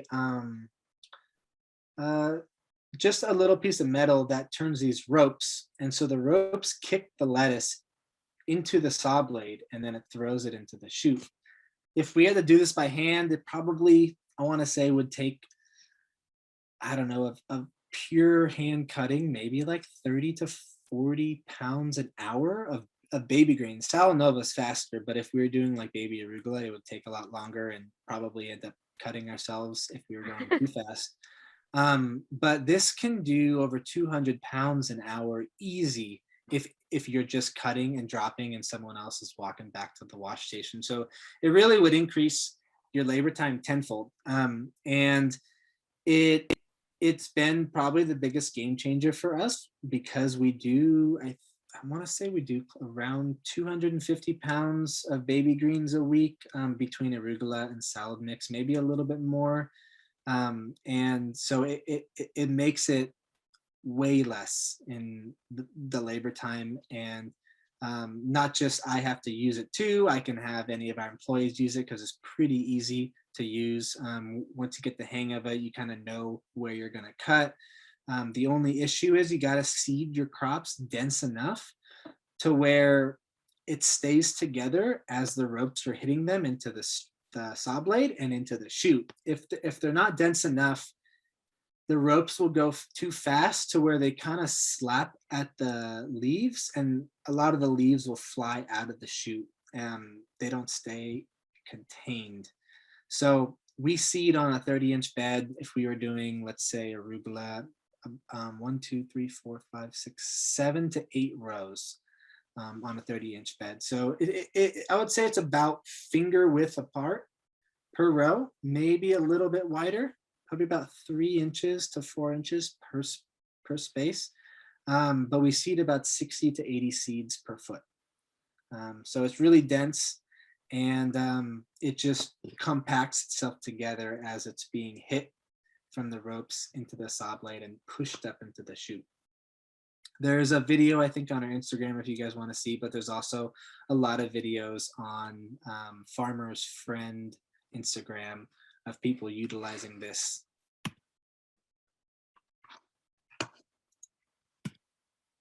All right, so this is what the farm looked like, I think in like 2008. Someone had asked the question of how do you set up your farm? Jean-Martin Fortier is someone that I've learned a little bit about, and we didn't really have the ability to set up our farm as if we could design everything from scratch. We had a barn down at the bottom of that picture already there when we got there. And I wish I could actually draw on the screen, but I don't think I can. Whoops. So that barn, we kind of had to build off of that because we pulled electricity to the barn. And from that barn, we had to build our chill next to it, and then the wash station next to that. So essentially you can see there's a little piece of an awning that comes off to the right-hand side of the barn. We put the chill underneath that. And then to the right of that, there's less trees now, but we built the wash station I would say within like 15 feet from the chill. So we wanted to design it ergonomically to where we didn't have to walk very far from the wash station to the chill, and that the barn where we stored everything also was very accessible.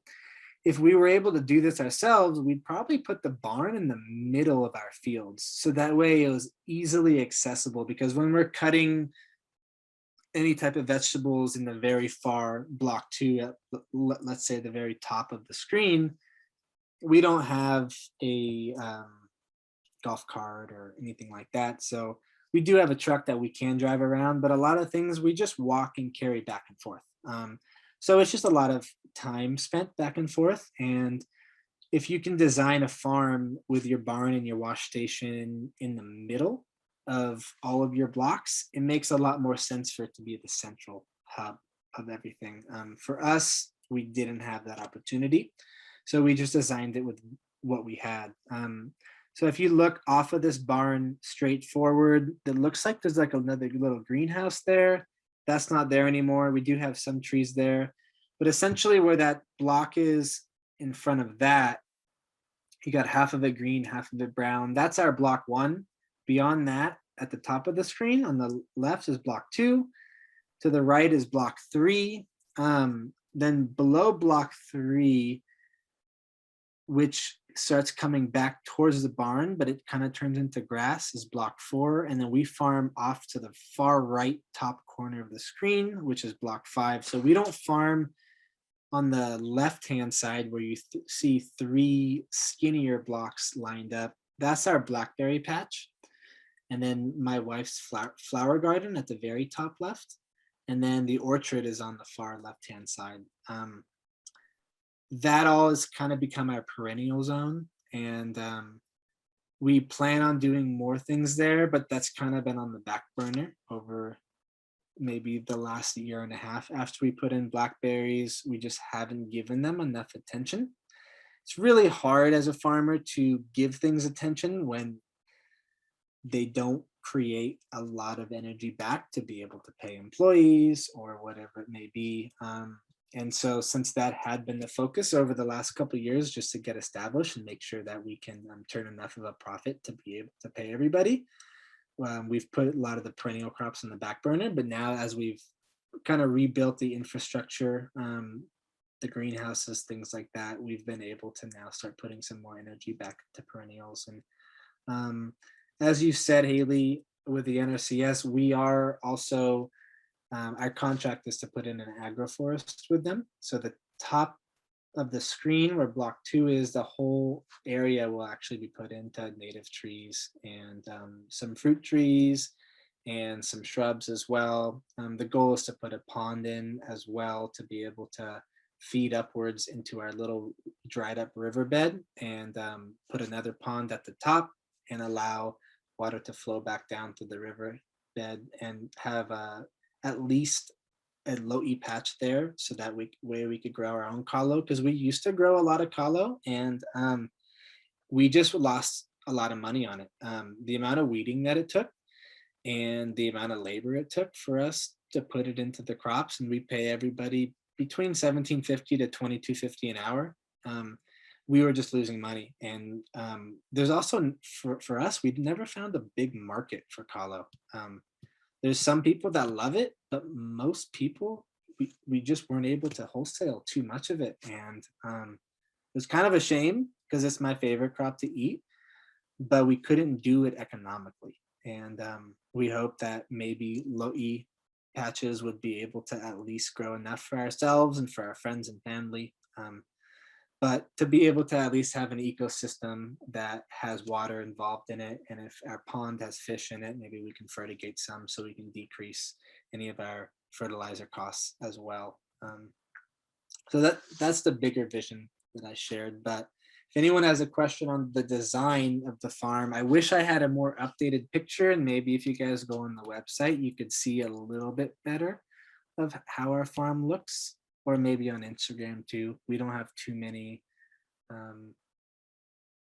outer view pictures of our farm, but it just really all depends on what you guys have the ability to do, and access to electricity or access to water, and you kind of just got to work with what you got, and that's what we did. We mainly worked around that barn.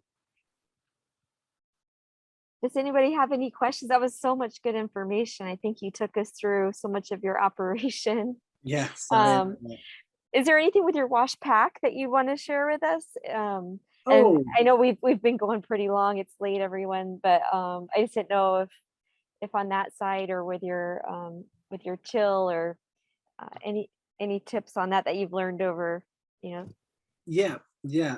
Our chill is run by an air conditioning unit and a cool bot. If you guys have heard of the cool bot, it essentially tricks the AC into thinking that it's warmer than it really is, and it continues to keep it on. And so our chill currently runs around 30, I want to say 36 degrees, even though it's just run by an air conditioning unit. So you do need some sort of insulation. We were able to get a used chill from some restaurant or some distributor that was going out of business for $300, but you guys can build one too with just insulation and plywood if you really wanted to, or concrete on the ground. That's great. Our wash station, we designed it just to have some sort of flow, so everything comes in on the left-hand side. We have a bubbler where we use a jacuzzi pump that pumps air from up top down PVC, and we have a little hinge. Maybe you can see it on our Instagram page too, probably way back in the day. But that hinge can allow this PVC piece to come in and out of our tub, and it's locked in with just like a little chain. And we drilled holes into the bottom of the PVC, so air essentially travels through the top of where the jacuzzi pump is down into the tub, and it bubbles all of our greens. So it's essentially a big old jacuzzi for our greens, but it also works great for carrots, beets, turnips, radishes, anything that has sticky clay to it. The bubbles knock the roots around, and it cleans themselves, so you guys don't have to stand there scrubbing carrots to get all that dirt off of. And we do try to water our fields heavily before we harvest root crops, because that way when we pull them out of the field and they're muddy, they spray off really easily. If you harvest carrots dry, or after it's been like a week of rain before, and then it solidifies around the roots, I'm sure you guys have had the same issue where they just don't get clean until you scrub each one, and it sucks. You can buy scrubby gloves online that works, but the amount of labor taken to scrub each carrot is a lot. So the wash tubs work great to do the jacuzzi pump. We then do a second dunk with our greens into a tub without a jacuzzi, just to kind of make sure that it's a cleaner water. And then we put them into a brand new stainless steel washing machine, and we run it on spin cycle. So we can do about 30 pounds of greens, and that's very full. Best is probably about 25 pounds at a time, but 25 pounds on a spin cycle, it takes roughly 8 minutes or so, maybe 10, but it cleans, or it dries the greens almost perfectly. But we do have it another table that we throw them on top of. We have 2 fans up top that blow dry them extra dry, and we do that for another 3 to 5 minutes, where we can also pick out any weeds that have somehow gotten through everything, or sometimes a bug somehow gets through too. We can make sure that we eyeball those. But the drier we get the greens before we pack them, the longer they'll last for our wholesale. And so we mainly do wholesale. We do our CSA too, but we stopped with farmers markets, and wholesale just seemed to work better for us, because it's more efficient for us to focus on the farming and not have to try to sell everything at a retail price. And we get the price also that makes sense for us. So we found some good connections with a lot of local distributors, and on top of that, we sell to other farmers who go to the farmers market, so that helps a lot too. And we do some of our own deliveries to restaurants, but it's just an easier process for us to focus on the farming aspect, and the selling is mainly towards the distributors that are going to do the retail side of it. That's great. Yeah. Is there any other questions on their operation that haven't been answered? I know we were excited because you have, a kind of unique operation with your mushrooms and doing everything biointensively. So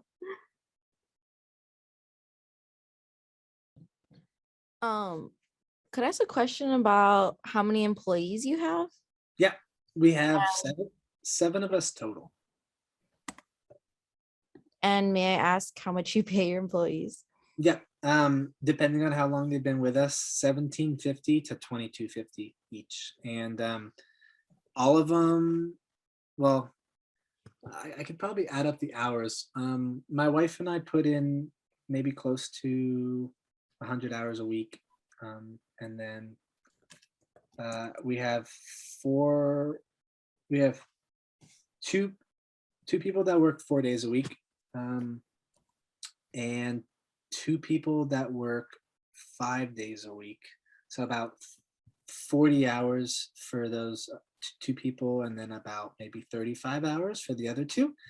And then the last one runs our greenhouse operation, and he was working a little bit more in the past and maybe a little less now. So he's probably down to about 25 hours a week. So in total, maybe per week, we have 25, 35, 70, 100, 250 to 270 hours a week of work. Cool. And do you guys take days off, or like what's your Yeah, like? good question. We didn't for a couple of years, but now we do. Summertime's hard because of the water issue, but once the rainy season and the cooler season comes and things start growing a little bit slower, then it gives us more of those weekends off. It's hard to get away from the farm because it's like kind of an addiction mixed with a passion, and I do my best, because if I'm here and I'm taking a day off, I don't end up taking a day off. So I kind of have to get off of the farm to make sure that I'm not around it and wanting to go down there and get the things done that still have to get done for the week. But overall, it's a lot less stressful. The first couple of years were really stressful to try to make the financials work while building all the infrastructure and making sure people are paid and the accounts and things going properly with all the challenges, because there's a lot that we've learned that We've made mistakes over the last couple of years too to make more efficiencies, but now we've finally kind of settled in a little bit to where weekends are more of like a time off, almost like it's a normal 9 to 5 job in a way. And it's nice. It took a while to get there, but it's kind of finally settling in. Can talk about That's some- awesome. Monday through Thursday is a grind though. Fridays I get to do deliveries and my wife, and so it's a little bit simpler, and I get to play golf after every Friday, which is nice. So Sorry, one more question for No, my no, partner no. who's obsessed with irrigation. yeah. So you use wobblers. What is the like the borders of your field and edges where you are only having like coverage from one wobbler instead of overlapping sprinklers? How do you deal with that, and or how close do you get your wobblers to the edge of the field? Yeah. That's always a hard one. You'd probably be best to set it up to where it's maybe 10 feet from the edge of the block, so that way you're getting good coverage. For us, I just haven't changed them around yet. We have 4 wobblers running off of hose lines that I can move around the field to extra water things that haven't gotten. So a lot of times I'll just throw them on the corners of blocks just to create some extra moisture.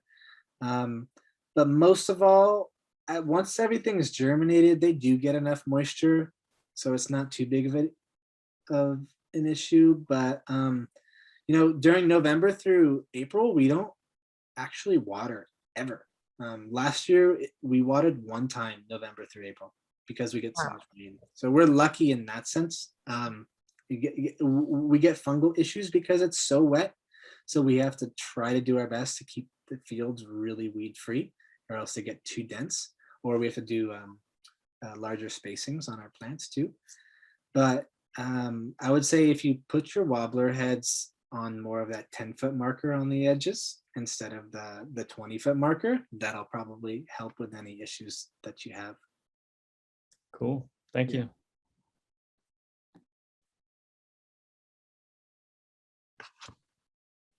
Is there any questions from anybody that didn't get to ask? I see, Jen, that you were able to join us too with Thrive. I know you guys did a lot with your tomatoes and your high tunnel too, but is there any questions you have? Anybody that wasn't able to ask yet? Or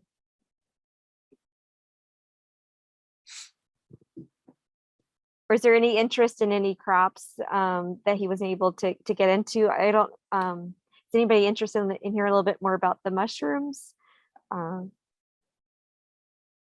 can go into the mushrooms just for a bit if you want. It's up to you.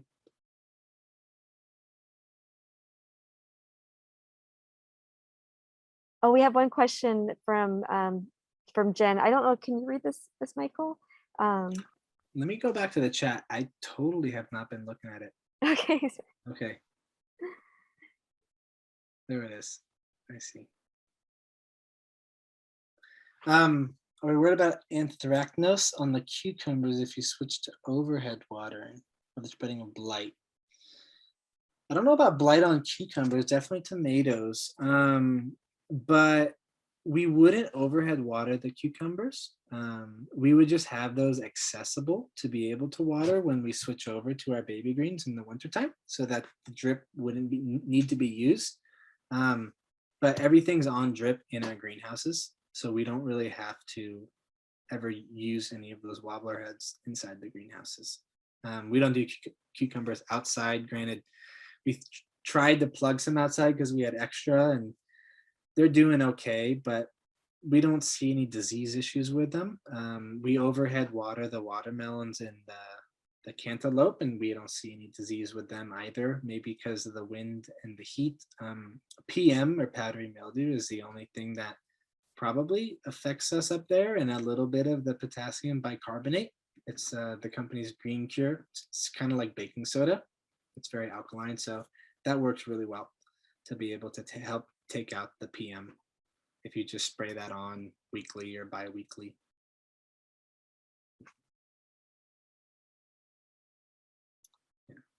Blight. Oh, well, let me talk about that really quickly too. Just get disease resistant varieties. Now, granted, that's not going to make sure that you never get blight, but when we trialed this year, every variety that we have got powdery mildew except one variety, which I don't know why. It must be disease resistant, even though the seed catalog never said it was. But it's the only variety also that got blight. But even though there's only, I think, 3 or 4 of the plants in the whole greenhouse that have blight, it's only on the stem, and the plant still looks absolutely perfect. So I'm not really sure what's going on yet. Maybe it's not blight, maybe it's a different type of canker or sore.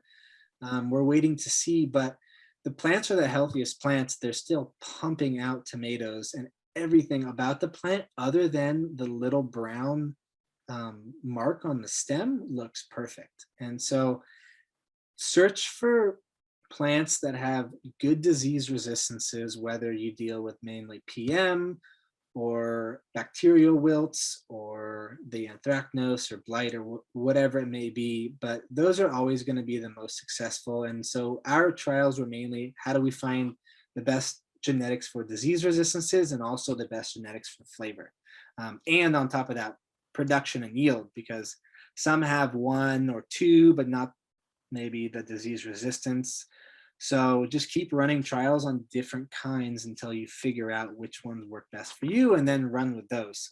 So we're going to run with about 3 different varieties next year of tomatoes.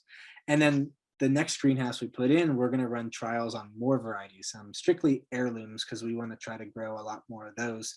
But the red slicers for us sell just as well as all of the heirlooms. So it's also like, where's your market? Because if people will pay the same price essentially on a wholesale basis, whether it's heirloom or red slicers, and the reds also store much better and they don't crack and they have better disease resistances and higher yields, and the flavor is pretty equal because you found good genetics, then I think it's just always toying with how you want your operation to run. And maybe you grow a couple heirlooms just for yourself or just for friends and family. Leaf curl on your tomato, or recommendations on varieties that have resistances. Yeah, so Lola, the variety from High Mowing, is the one that did best for us, Lola. You can look at wild boar seeds online. I think that's from a specific tomato grower that has been breeding heirlooms for a long time. They don't have as many disease resistances, but a lot of cool varieties. Johnny's probably has the best amount of varieties of consistent tomatoes, good flavors, and also really good explanations of like exactly what you're going to get with the disease resistant genetics and what they're going to yield. They usually have pretty good informative styles, but Lola and Arbizone were really good from High Mowing. Red slicers that are determinants, not indeterminants, like the Lola and the Arbizone. Mount Merit, Celebrity. Next year we're trying Galahad and one more that look more like an heirloom, but the best ones that I recommend for everybody is called Damsel. That's from Johnny's and I think High Mowing. Damsel you can grow outside. It's the best flavor out of every tomato I've ever had. Really high producer. Looks like an heirloom and tastes like an heirloom. Really sweet, but also acidic, and no disease on it at all. Don't know how the plant is so great, but it kind of grows like a determinate, yet it's an indeterminate. I think it prefers not to be pruned like indeterminates because we have some inside the greenhouse that have been pruned heavily that don't produce nearly as much as the ones outside that we've let go on our trellis system. And they've produced a tremendous amount, and they don't have any disease, and they're just pumping constantly. They've been pumping for 4 months, and they're big 6 to 10 ounce tomatoes, which they're not beefsteak, but they're delicious. I'll have to try those seeds out. Demerara and Pink Smart. All right, thanks, Haley. I wish I would have known this chat existed earlier. I was caught up in everything else. I'm gonna go back, and you've given us so many good sources, so I'll take notes for all of that. Yeah. Just so that, yeah, thank you for taking the time to do all that. Never sink is too expensive. Thanks, Haley. Yeah, you're right. Yeah, we haven't tried a lot of local seeds here. We had tried a lot of the heirloom from Baker, and we just found so many inconsistencies with the timing of crops coming ripe and the inconsistencies with the quality. It just was too difficult for us to get consistent crops from them. Johnny's and hybridized seeds and good disease resistances has always seemed to be the best styles for us on a wholesale basis. Maybe farmers markets on a smaller retail are good for Baker Creek, but the yields always seem to be honestly below par compared to hybridized seeds that have been bred together to produce good disease resistance and also good quality fruit or flowers. Thank you for all of that on the tomatoes. It was good to dig into a crop. Yeah, of course. I'm still looking back through everything. I think we had That- one more question as far as the business side. Val just had one. She put it on the questions. So we were working on the chat, but the Q&A, she just asked about if you guys are on solar or the electric bills. And I know a lot of our farms are off grid. But yeah, so I guess, it's just trying to look at, some of our farms are starting up, some are more established, some have been going for quite a while, but Yeah. just kind of looking at cost. Yeah, we originally, the goal was to put in solar and to be off the grid, and we got a quote for $40,000 and we said no. Wow. And it's because we needed to run a chill, and so for a chill to run all night, it needs a lot of battery storage space, and that's the main cost, was the batteries. I think that was like 25 for closer to 30,000 of the cost. And we just decided to spend, I think it cost us about $5,000 to pull electricity to our barn.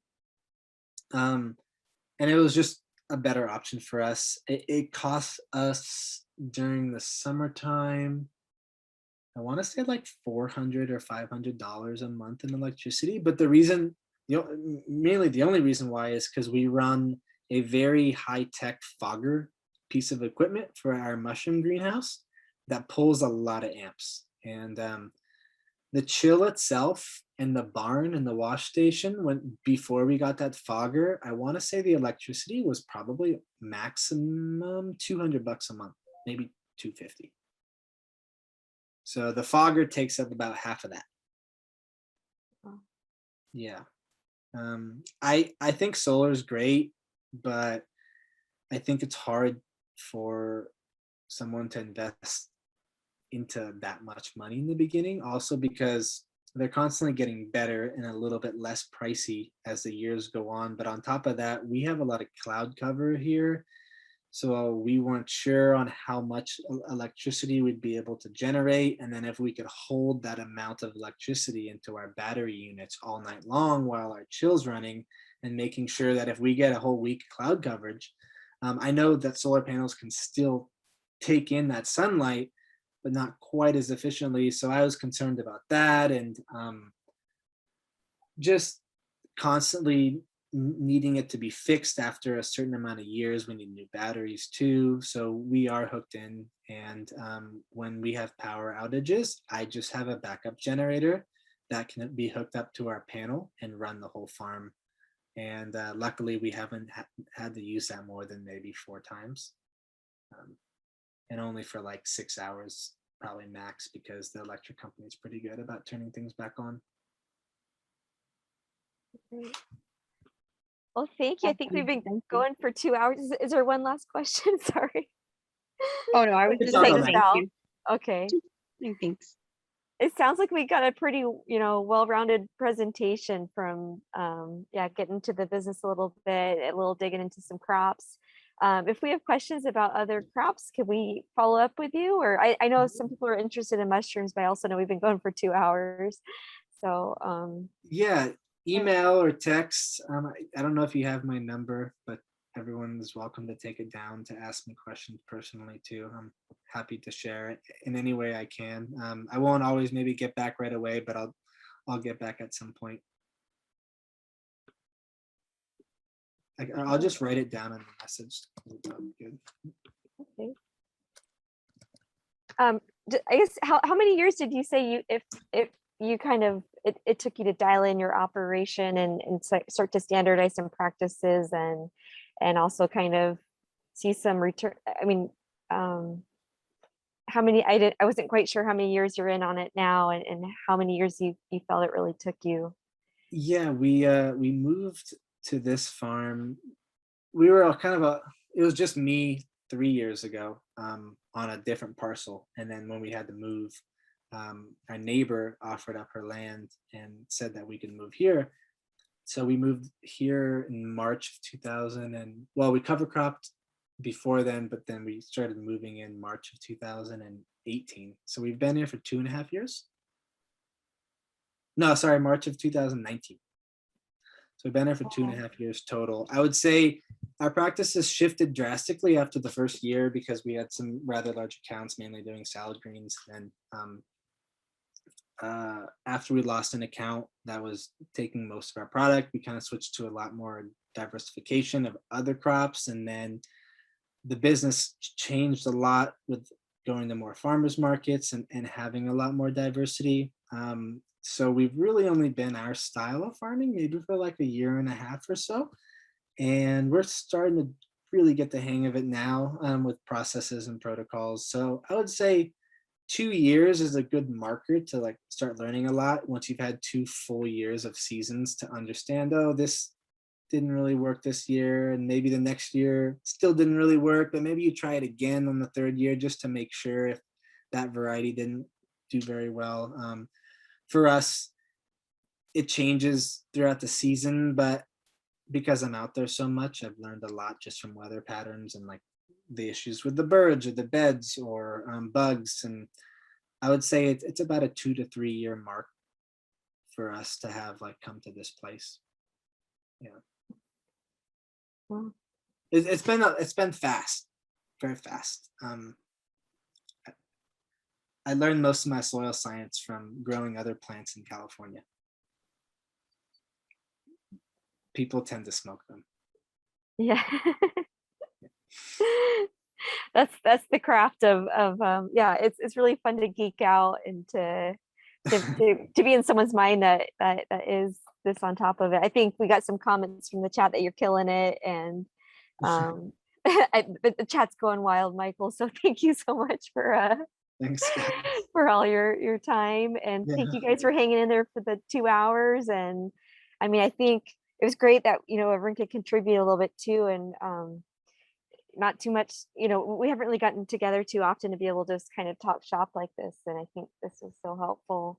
Yeah, and if anyone ever comes to Maui, please shout out. You're welcome to come up to the farm and check us out. Okay, well, thank you guys. Well, good night. It's a little after 9, so Thanks so much. Yeah, thank you all for joining and tuning in. thank you. Okay. Yeah. Thank you. Yeah. Hui Thank hou. you. Ahui hou. Bye-bye. Have a good night.